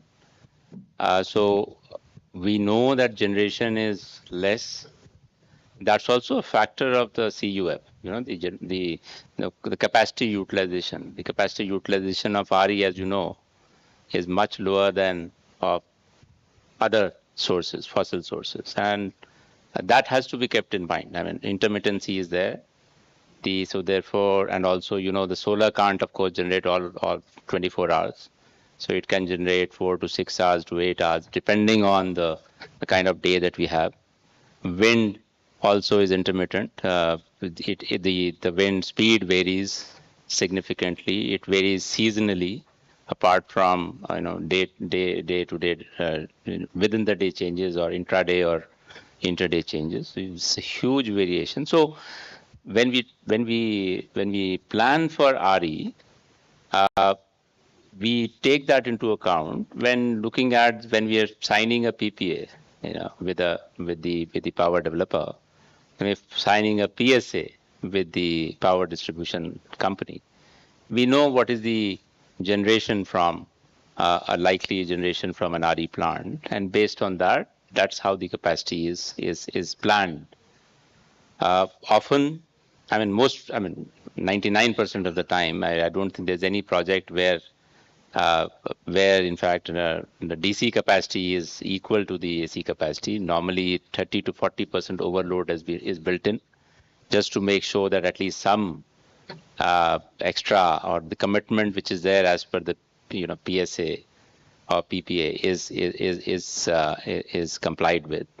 So we know that the generation is less. We agree that if you look at the generation, then the share of RE is low. But this is also a fact. It's not only in India; it's the world over. Now, how do we improve it? Obviously now that we're moving to storage solution, and we are making storage as a package, as part of an RE project. We are moving increasingly into hybrids. So hybrids is going to be the flavor which is there. It's going to be hybrid with storage, which will be the flavor of the future. So there may not be vanilla solar, vanilla wind projects. Even if they come, then they will be there for a specific purpose, for a purpose of blending vanilla solar with a solar wind, vanilla wind project, maybe blending by a different person, different entity. So there will be, possibilities which exist. So we are aware of that. But our feeling is that the share of RE in generation is also going to rise substantially. When we are adding so much capacity, it's not only the overall capacity which is rising. The share of RE in generation will also rise by the factors that I just mentioned. In addition, there are so many other things. The efficiency of modules is rising. The efficiency of wind is rising. The kind of earlier you used to have wind, turbines of 800 kilowatt or maybe 1 megawatt, 2 megawatt. Currently, we are manufacturing. We are currently putting up turbines of 3.2 or 3.6 megawatt. 3.2 megawatt is standard. And now we've just tested Gujarat. In fact, you're sitting in Gujarat. A wind turbine of more than 5 megawatt is under testing in Gujarat. When we're going to go to offshore, offshore you've heard about. So offshore, Principal Secretary Gujarat just mentioned. We have big plans for offshore, starting with Gujarat, of course. Starting with Gujarat and Tamil Nadu. But apart from that, there's large amount of Indian coastline which is waiting. In offshore, the wind turbine could be 15 megawatt each. The size that we are looking at is going to make a change to the RE generation. So that's what I just wanted to. We are out of time, but I want to have the other four speakers take. I want to generalize the second question that came, which was about how do we give incentives or nudge corporate actors to procure more renewables, basically. Now, the session is on renewable energy supply chains. With that in mind, if Pradeep, you talked about concerns, etc., risks. But if a corporate has to take a big, bold step on procuring more renewables, and if you were the chairperson of that corporate board, each one of you, please assume that role. Okay. What is the one or two things you would want to fix on the renewable energy supply chain side that would give them confidence that when they need power for their industrial facilities, they will have it? Maybe I'll go in reverse order. So, Pradeep, let's start with you. I think it's the regulatory context. Sorry, I think it's the regulatory context, being allowed to have business-to-business PPAs, where I can procure power from whoever I choose to through a wheeling arrangement. That would be the first step for me to be able to make those decisions. Okay. Anmol? This is my take is more about the pricing. Yeah. And it's a long-term contracts under, for example, feed-in tariff systems that extends along the supply chain. I think that is more important. Now the pricing systems and the long-term PPPs are not in favor of much penetration. That the scale. This is your third battle that you were referring to. Okay, so long-term regulatory signal, long-term price signals in favor of renewables. Brian? I think that policy certainty question is key. I think people need to be able to make investment decisions that they can rely on the environment for. But if I was chairperson, if I was a decent chairperson, I would note, A, that in many cases clean energy is now by far the cheapest option. And secondly, in terms of consumer pressure and citizen pressure, this is only going one way. So if I wasn't making the decision now, I'd be starting to get worried I was going to be left behind. So as a chairperson, you would want stakeholders rather than shareholders that give you more than 1 quarter horizon to make an investment decision. Dr. Mathur? Many companies have already put their decisions for renewable energy. Why? Because they saw this as a means of freezing their electricity cost. Right. And this particularly happened in the textile sector, but it happened in other sectors. I think the key challenge there is the availability of banking facilities. I can do a PPA with a renewable power producer, but I need the electricity company to be able to provide it when I want. Yeah. I think for companies to move away, the point that Pradeep made about company to company PPAs rather than all of them being intermediated through the regulatory to the electricity companies is key.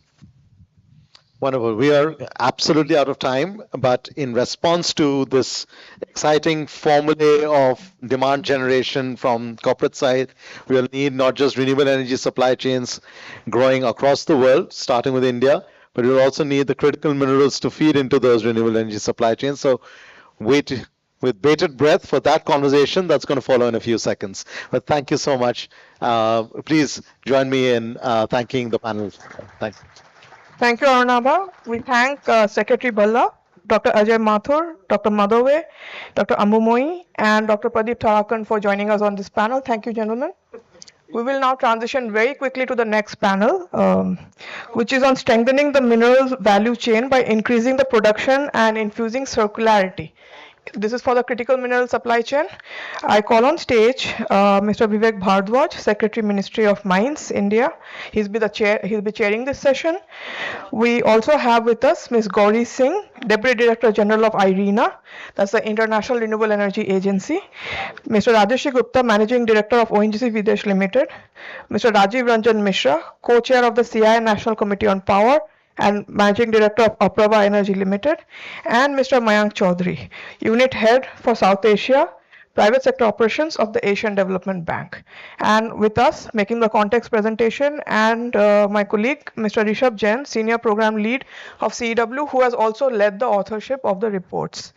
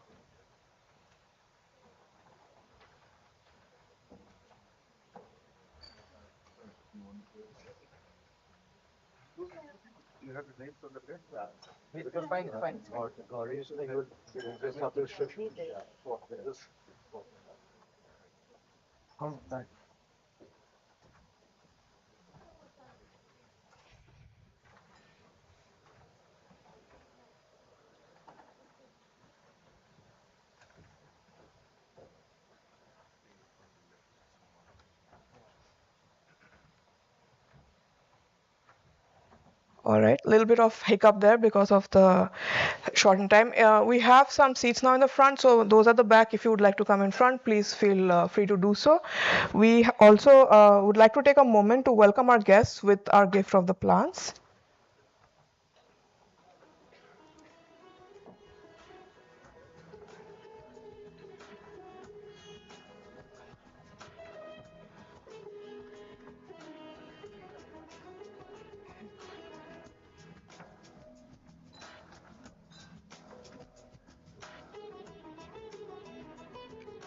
Thank you.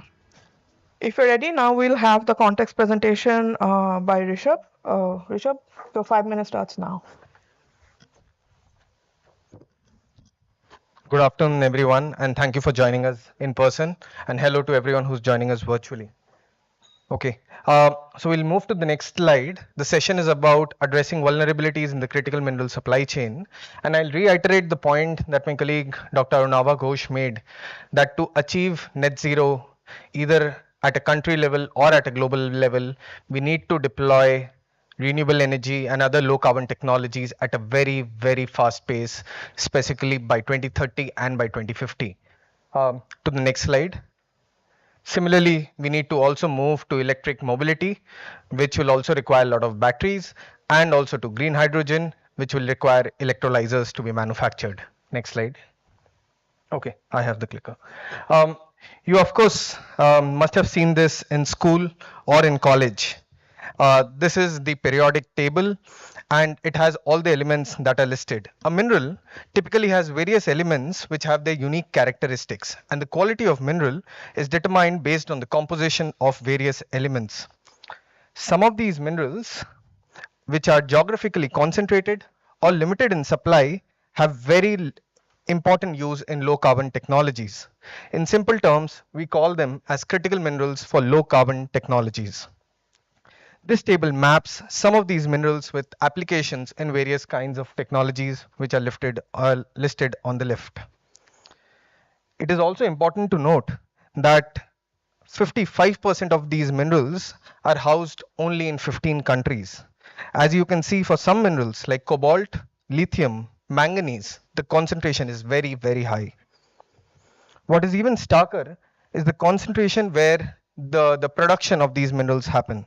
Even though the countries have reserves, they have not been able to mine enough because of many limitations. Now, it is very important to note that the mineral demand for low carbon technologies will increase significantly by 2030 and 2050. The first bar that you see for 2021, the share of minerals in the low carbon technologies is fairly less. But in 2030 and 2050, under various scenarios, the mineral demand from energy technology for clean energy sector will increase and probably will have the most demand. This is very, I would say what we did with this graph is this shows the ratio between the mineral production and mineral reserves. The lower the ratio, the better it is for the world. We are now seeing for some of these minerals, the ratio is decreasing, but some of the minerals, the ratio is increasing. This then means that the demand is increasing, the mining is increasing, but the reserves and resources are not increasing at the same pace. We need to ensure that either the ratio is constant or at least reducing, which means that there's significant improvements and investments that need to be made in the exploration and mining processes.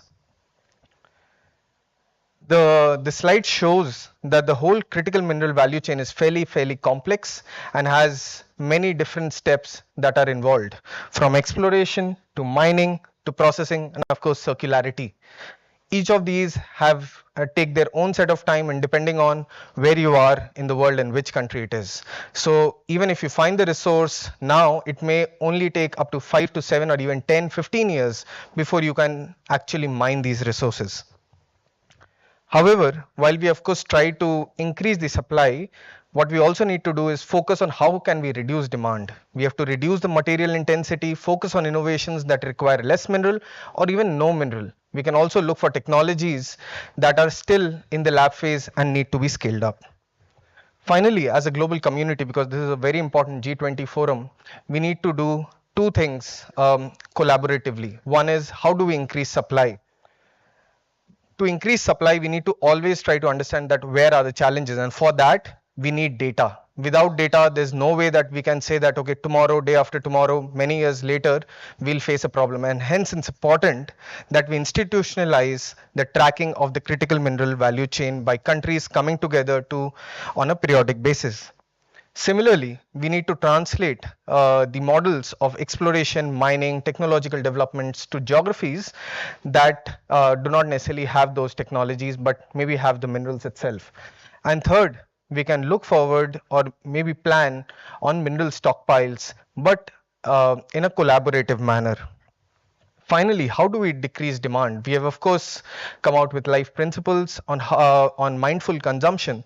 So we have to see how we can scale up circularity in the mineral value chain, but at the same time reduce demand. So I'll stop here. This was a fast presentation. The reports are available on the CW website, will be available on the ministry's website. You can have a look and reach out for more details. Thank you.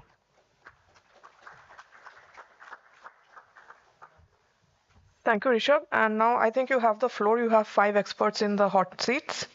And please go ahead. Thank you. Thank you. Hello. Okay.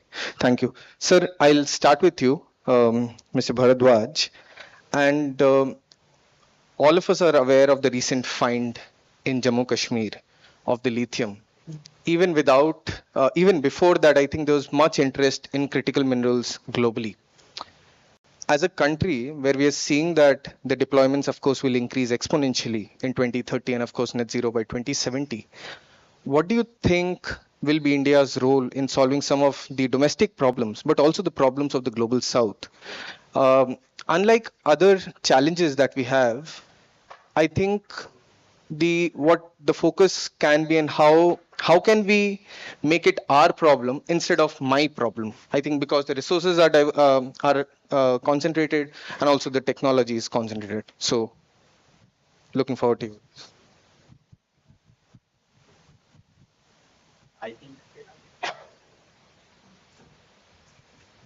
I think it's a very good question. What can India do to reduce criticality of minerals, strengthen supply chains? So it is the Geological Survey of India which has been exploring the Indian landmass for several decades. We have tried to reorient the focus of Geological Survey of India towards critical minerals. So the lithium find is actually very interesting because the GSI was looking for bauxite and it found lithium. In fact, that column has limestone, bauxite and lithium. We do believe that there are other deposits of lithium in the vicinity and we have fast-tracked our efforts that side. But many of us do not know that in the last financial year, we've actually auctioned 2 mine blocks of nickel, chromium and the PGE, the platinum group of elements. We've also auctioned 2 blocks of graphite. In fact, last week, that block of graphite fetched the government of Chhattisgarh 156% above the price. So that is one part of the story.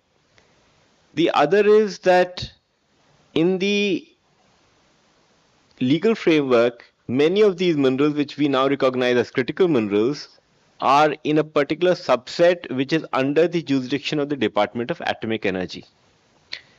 Unfortunately, for various reasons, exploration and exploitation of these minerals has been a little constrained.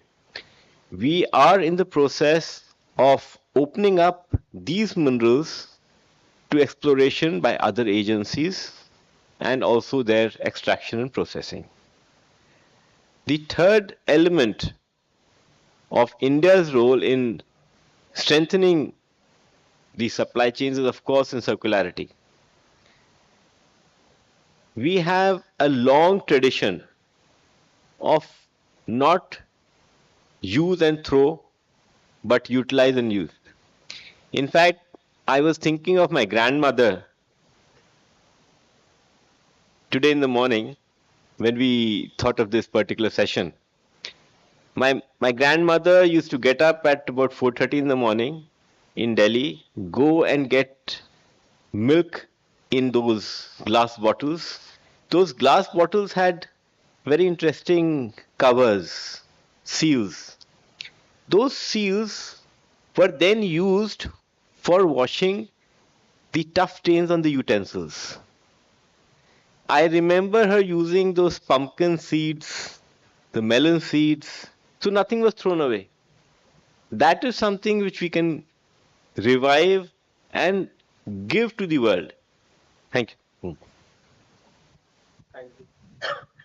Thank you, sir. Missing, if I may come to you next. As we are aware, countries are prioritizing minerals according to their endowments and infrastructure. What are the key framework elements that can be used across the world to determine what is critical? And how can countries come together to collaborate in a better manner? So thanks, Rishabh.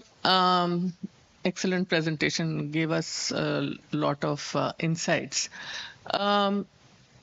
First of all, I think we need to look at the energy transition as it's happening now as being very different from the energy transition of the past. Because there's not one technology that you need to focus on. There are a number of technologies that can move. And the other thing being that also the alternative materials.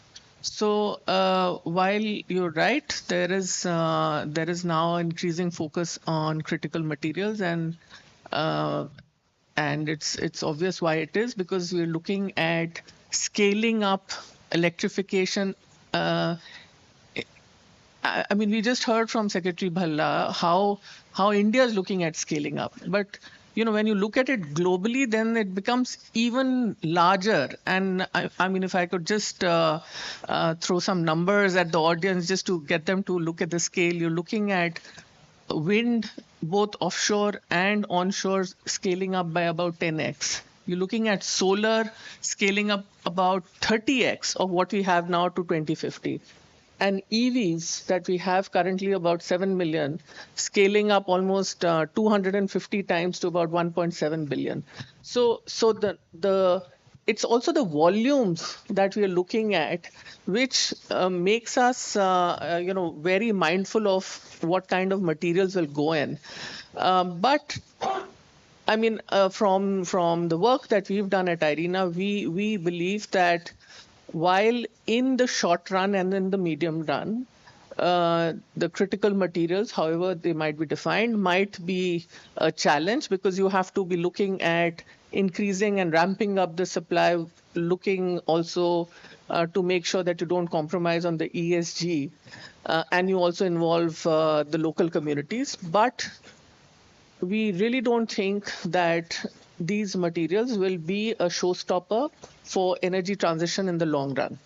And the reason I'm saying this is because of the kind of innovations that one is seeing in the chemistries that is happening. It's also you're seeing in the material sciences the way they are developing, and also the circularity and the concepts of reusing that are coming in. And just to give you a quick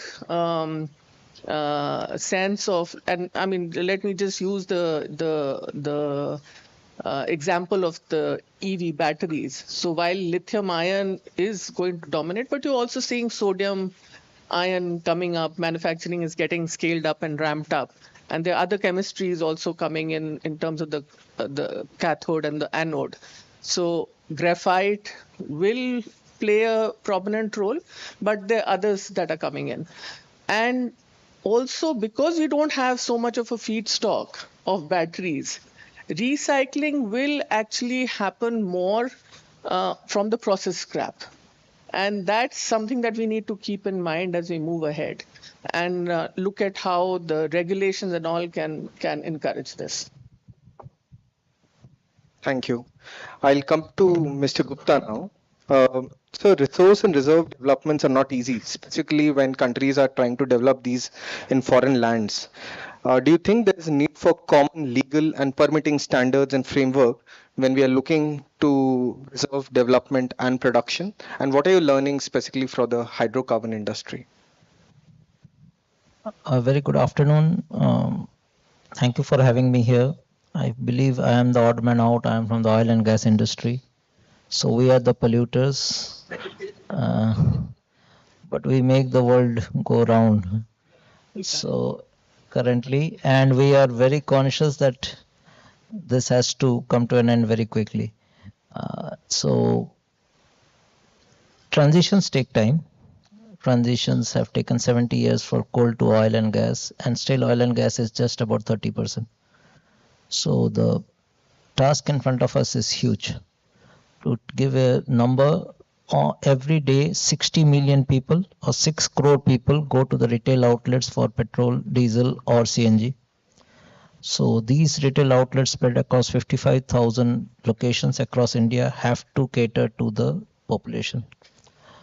The oil and gas industry is conscious of the carbon emissions, so the ethanol substitution which has happened 1.4% in 2014 and now 10%, targeting 20%. So biofuels would be the next phase along with the renewables, which could definitely reduce carbon emissions.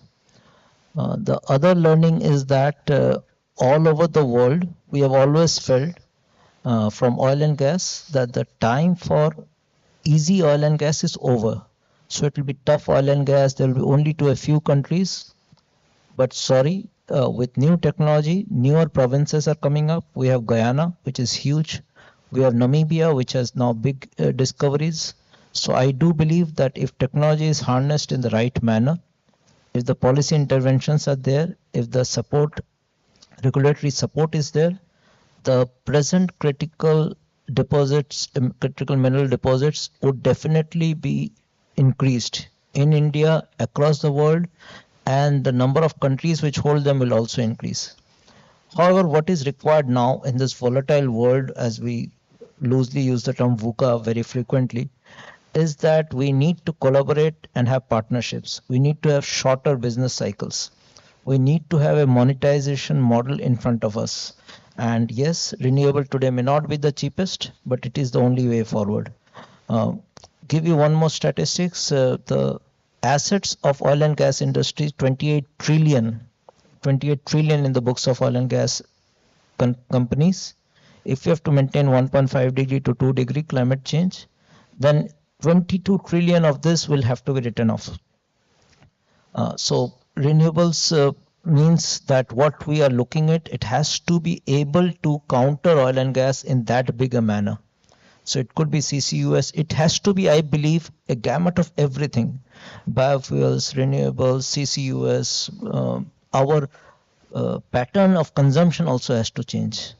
And lastly, I do believe there are only two mega trends in this world at the moment. One is AI and the other is climate change. And only these two trends both relate to this critical mineral theory. We need to open up the critical mineral world. Another example from the oil and gas industry. In the last 6 months, the government of India has opened up 99%, 1 million square kilometers of the no-go areas, which are not allowed for exploration in India, they have opened up for commercial use. So that type of opening up has to happen. We created a national data repository. The regulator spent the money collected the data, put it into a repository, it was processed, it was available to everybody in the world, whoever could come in. So National Seismic Program was there first, then the National Data Repository, and then that was opened up to everybody in the world. So now we are getting very serious interest from the majors of the world. Similarly, that same pattern is, everybody need not reinvent the wheel. The same business models, the same patterns has to be adopted for critical minerals. And as we say 2030, we believe by 2030, two-wheelers and three-wheelers will all be EVs. It will be the long haul which will remain. But 2030 is only about 80 months away. So time is passing fast, and very intent requirement for every one of us, all stakeholders, is to come together, partnership, collaboration, and shorter business cycles. Thank you. Thank you. Thank you, Mr. Gupta. I'll come to you, Mr. Mishra. What Mr. Gupta said about that we need to scale up investments in renewable energy sector. But one of the key challenges, and when we think about critical minerals, and what we are constantly saying, is that we need to also scale up alternative technologies. We need to focus on technologies that have lower mineral intensity. And while all of that is good, they are very expensive. It's not easy for countries to just move to a new technology, which is not only expensive, but also not tested extensively. So what are the procurement models that you think that companies can try out, test out, so that maybe in the longer term, we'll have some of these technologies in the system with a majority share? Thank you. Thanks very much, Rishabh, and thanks for inviting me. When I looked at the topic, I thought it would be uncomfortable being the dumbest person on the stage. I'm happy to confirm that is indeed so. My perspective is that of only a power renewable energy company person. And in looking at procurement models, I've had the opportunity to think back at many of the things we have seen being done in our own sector. So the first thing I would say is we need, both as corporates and indeed government, to have the flexibility to move away from pure L1. There has to be a score or a costing in some way or the manner, or an incentive for that matter, for a sustainability index to be included in our procurement decisions. These need not be subjective. This can be very objective. We talk a lot about, and many panelists already have, as has your presentation, for the importance of reuse and reducing the intensity of various minerals for that matter. There is no reason why we cannot at a certain point have bids in the energy sector alone, where perhaps not if additional tariff, which is always problematic, but a longer tenor can be given if the element of mineral is lesser, or certain minerals used in the product or service, or indeed an independent sustainability score can prove that more of the reused materials have been used in a particular solar panel, for instance. So we can think of such innovative models. We have seen some, and I'll come to it whilst I just off the top of my head mention a few others. Longer-term procurements always give suppliers the scope to think of alternatives, think of more sustainable solutions. So rather than procuring for the here and the now, and for this quarter or this year, the longer term ones do give that scope. Joining together with other demand centers, in our country, in Secretary Bhalla is here as our joint secretaries, Yadav and Jagdale, and we have seen, for instance, the LED, the Ujala scheme, which was what, 700 million LED bulbs. Gathering together the requirement of all the cities and municipalities enabled the government of India to procure them at incredibly cheaper rates and really get rid of hundreds of millions of tungsten filament bulbs, which was another example of the benefits that you can see when you put demands together. It could also have international implications, particularly as we discussed, not for countries like Brazil, Indonesia, India, and China, but the smaller littoral states for whom climate change is a more immediate danger than it is for some others. A few others that come to my mind. Dr. Mathur mentioned, we need to get away from the chemistry, not choose the secretary. Ms. Gauri Singh mentioned about how sodium ion could either replace or at least complement just lithium ion. I mean, the charts on your in your presentation were scary. Those percentages of lithium, which was almost always the most extreme. So one of the models that comes to my mind is what I would call an outcome-oriented or a result-oriented procurement rather than specifying products. You know, in a sense, we have seen that in our sector where, for instance, SECI has said, I just need round the power and I need it from non-carbon generating sources. Now you go and figure out you want wind, solar, battery.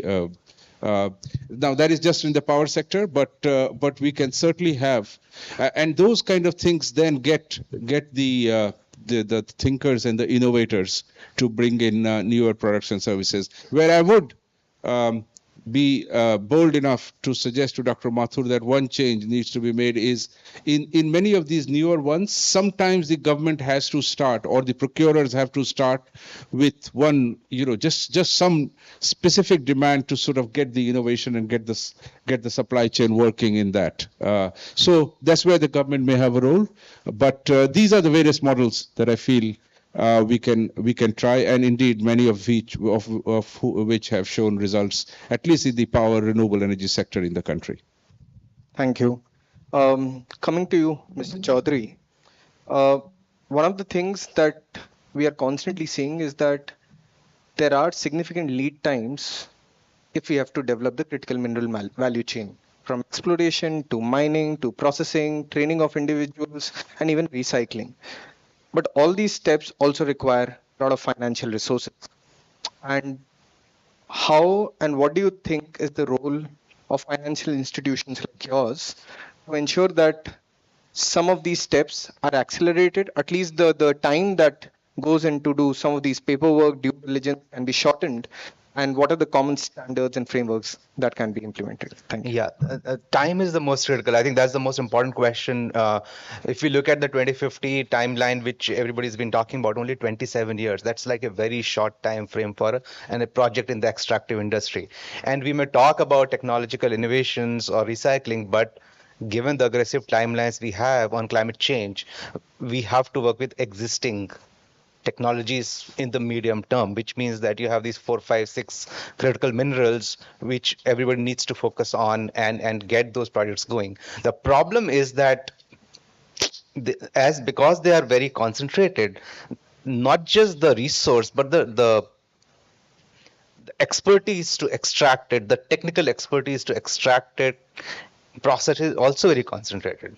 So multilateral forums and banks like us, ADB, actually have a very important role to play in actually bringing together various stakeholders where the resources are, where the expertise is, where the financing is, together on a single platform to make sure that these projects happen very quickly. We have to, of course, being an extractive industry project, that you have these, you can't let go of certain things like environmental impact assessment or the community engagement, the social aspects. All those things still need to happen, but a lot of steps need to happen in parallel, you know, and therefore a sort of a project management kind of an approach needs to be taken, that various activities need to happen in parallel without shortcutting. And also the other aspect is that because the expertise lies in certain large mining companies, they are always looked at from suspicion by communities, and it takes a long time for those stakeholder engagements to happen. So therefore governments need to step in, and MDBs like us need to step in to act as an honest broker, to make sure that the various stakeholders are being taken care of. But the key is the time. Everybody needs to keep that time in mind, that these projects need to come on stream very quickly. Thank you. Unfortunately, we are short on time, but we'll take one audience question, maybe from a student from a college. But sir, before the mic goes, sir, to you, Bharadwaj sir, we have a lot of STEM students from STEM here, and by the time they graduate and maybe reach their prime, they would of course be in senior, mid-senior positions, but that is also the time when lithium would probably we'll start mining from Jammu Kashmir. So what would your advice be to some of them to get involved now? But before I come to you, I'll take one question and then we'll look forward to you. Thank you. Hey, Please. hi. Unfortunately, I'm not a student. I'm For a student. We'll take the question later. A student, please. We'll take, you spoke. We'll take someone from the back, please. Quick question. Thank you. Yes. Am I audible? Yeah, my question is like we are going to for renewable energy. What would be the impacts for that? That we are scaling so high, we are aiming, we are having great aims that solar panels would later on have a lot of impact to the environment later. So what we are doing for that also? What is their projection? I'm very much into this. I'm studying over it. So what we can do it? That's my question. Thank you. On the circularity, I think. But what do you say? For your thoughts on.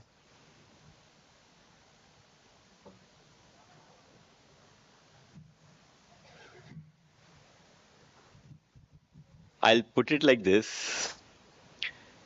Solar panels need a lot of silica, metal grade silica. We don't produce metal grade silica. There's a huge market there, and there is need for discovering, inventing the technology so that we can actually start producing metal grade silica here. And I'm sure by the time you graduate, we will come to that. Thank you.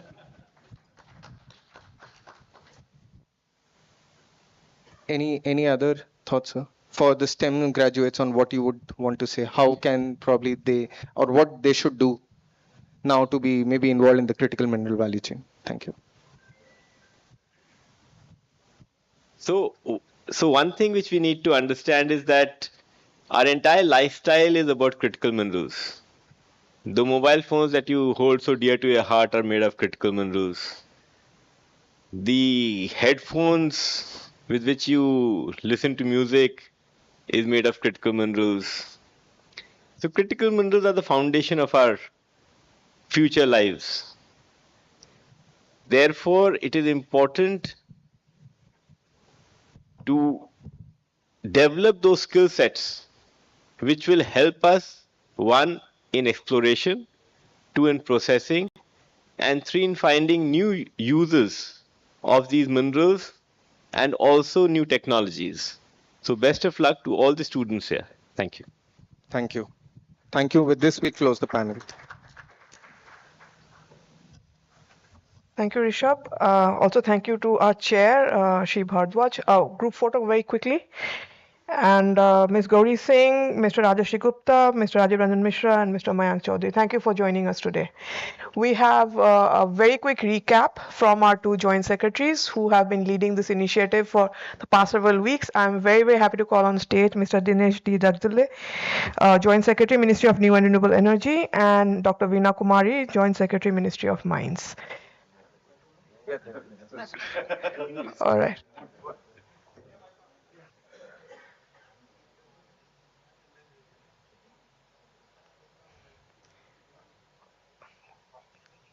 All right. Thank you.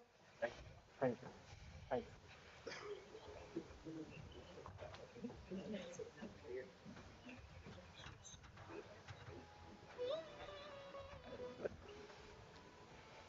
I think we'll do it quickly. Yes, sir. We'll start with ma'am and then we'll have a close by you. Yes. Ma'am, if you...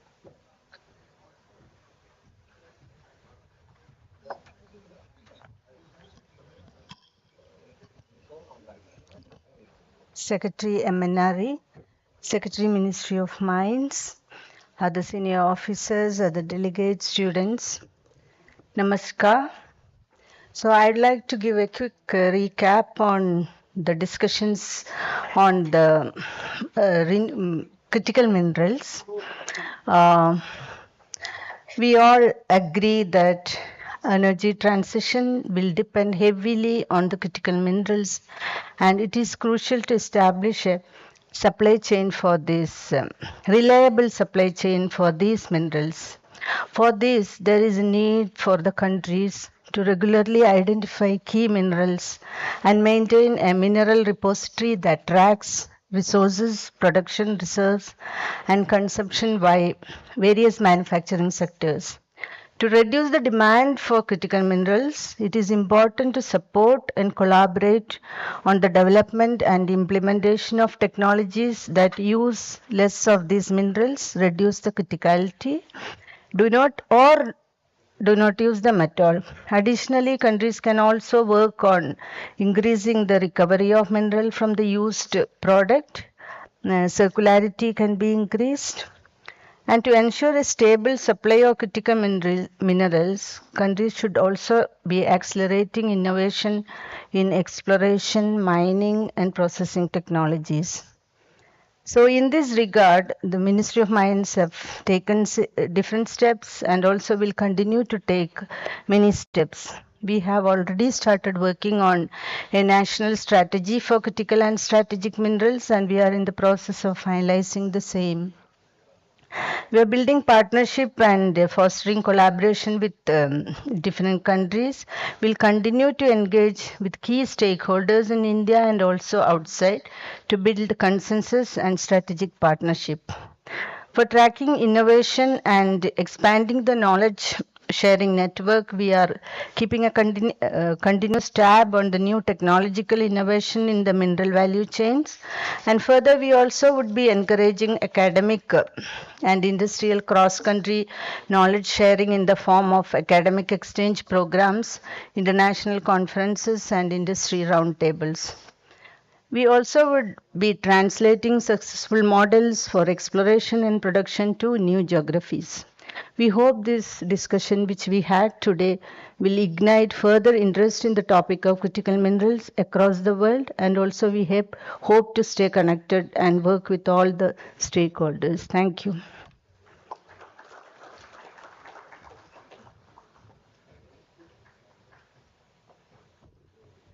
Thank you, ma'am. And now we have Mr. Jagdalal for the last word. Yeah, thank you. Thank you. Good afternoon. And as a last note to this Energy Transition Working Group, 2 days here in Gujarat, this was such a powerful event today with chaired by Secretary Eminari, Secretary Mines, and so many dignitaries around the world joining on the dais.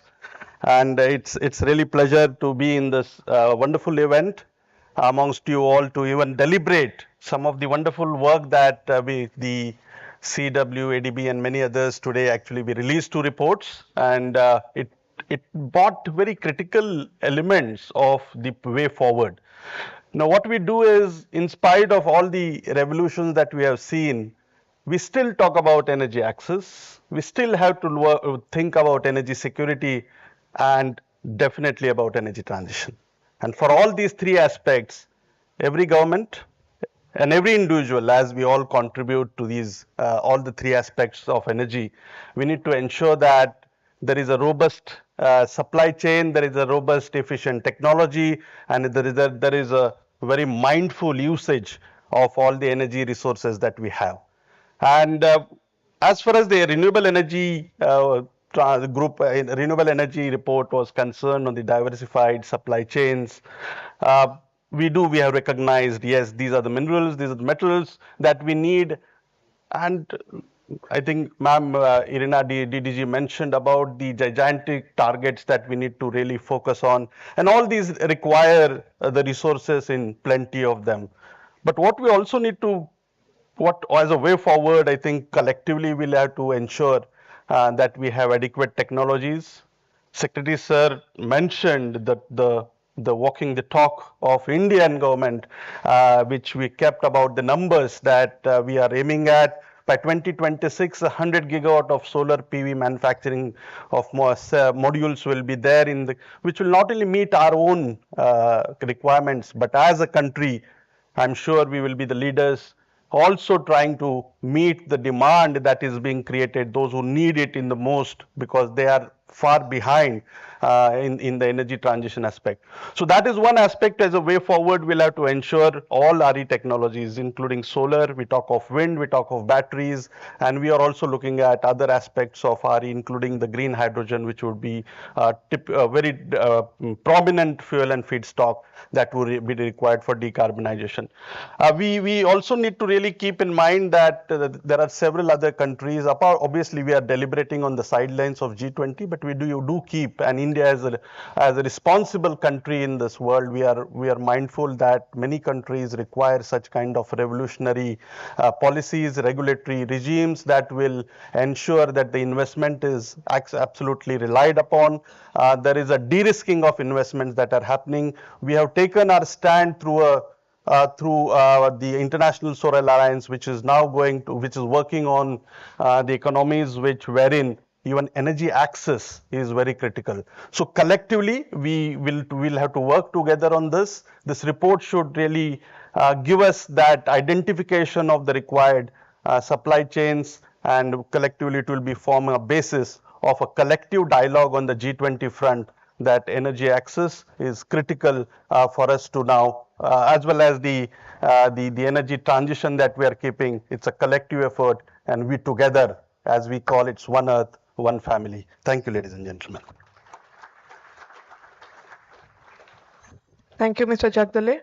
On behalf of the Ministry of New and Renewable Energy, the Ministry of Mines, the Ministry of Power, India's G20 presidency, the Council on Energy, Environment and Water, the Asian Development Bank, our speakers here, I thank you all for joining us today. It has been a fantastic audience. The hall is still full. I hope you've taken some initial thoughts away from this. The reports are available on our websites, and we will have more in-depth conversations going forward, both in person and virtual. We'll keep you apprised of that. We will be able to take more questions then, get deeper into these subject matters. But till then, thank you for joining us today. Please join us for high tea outside in the hall. Good evening. Namaskar.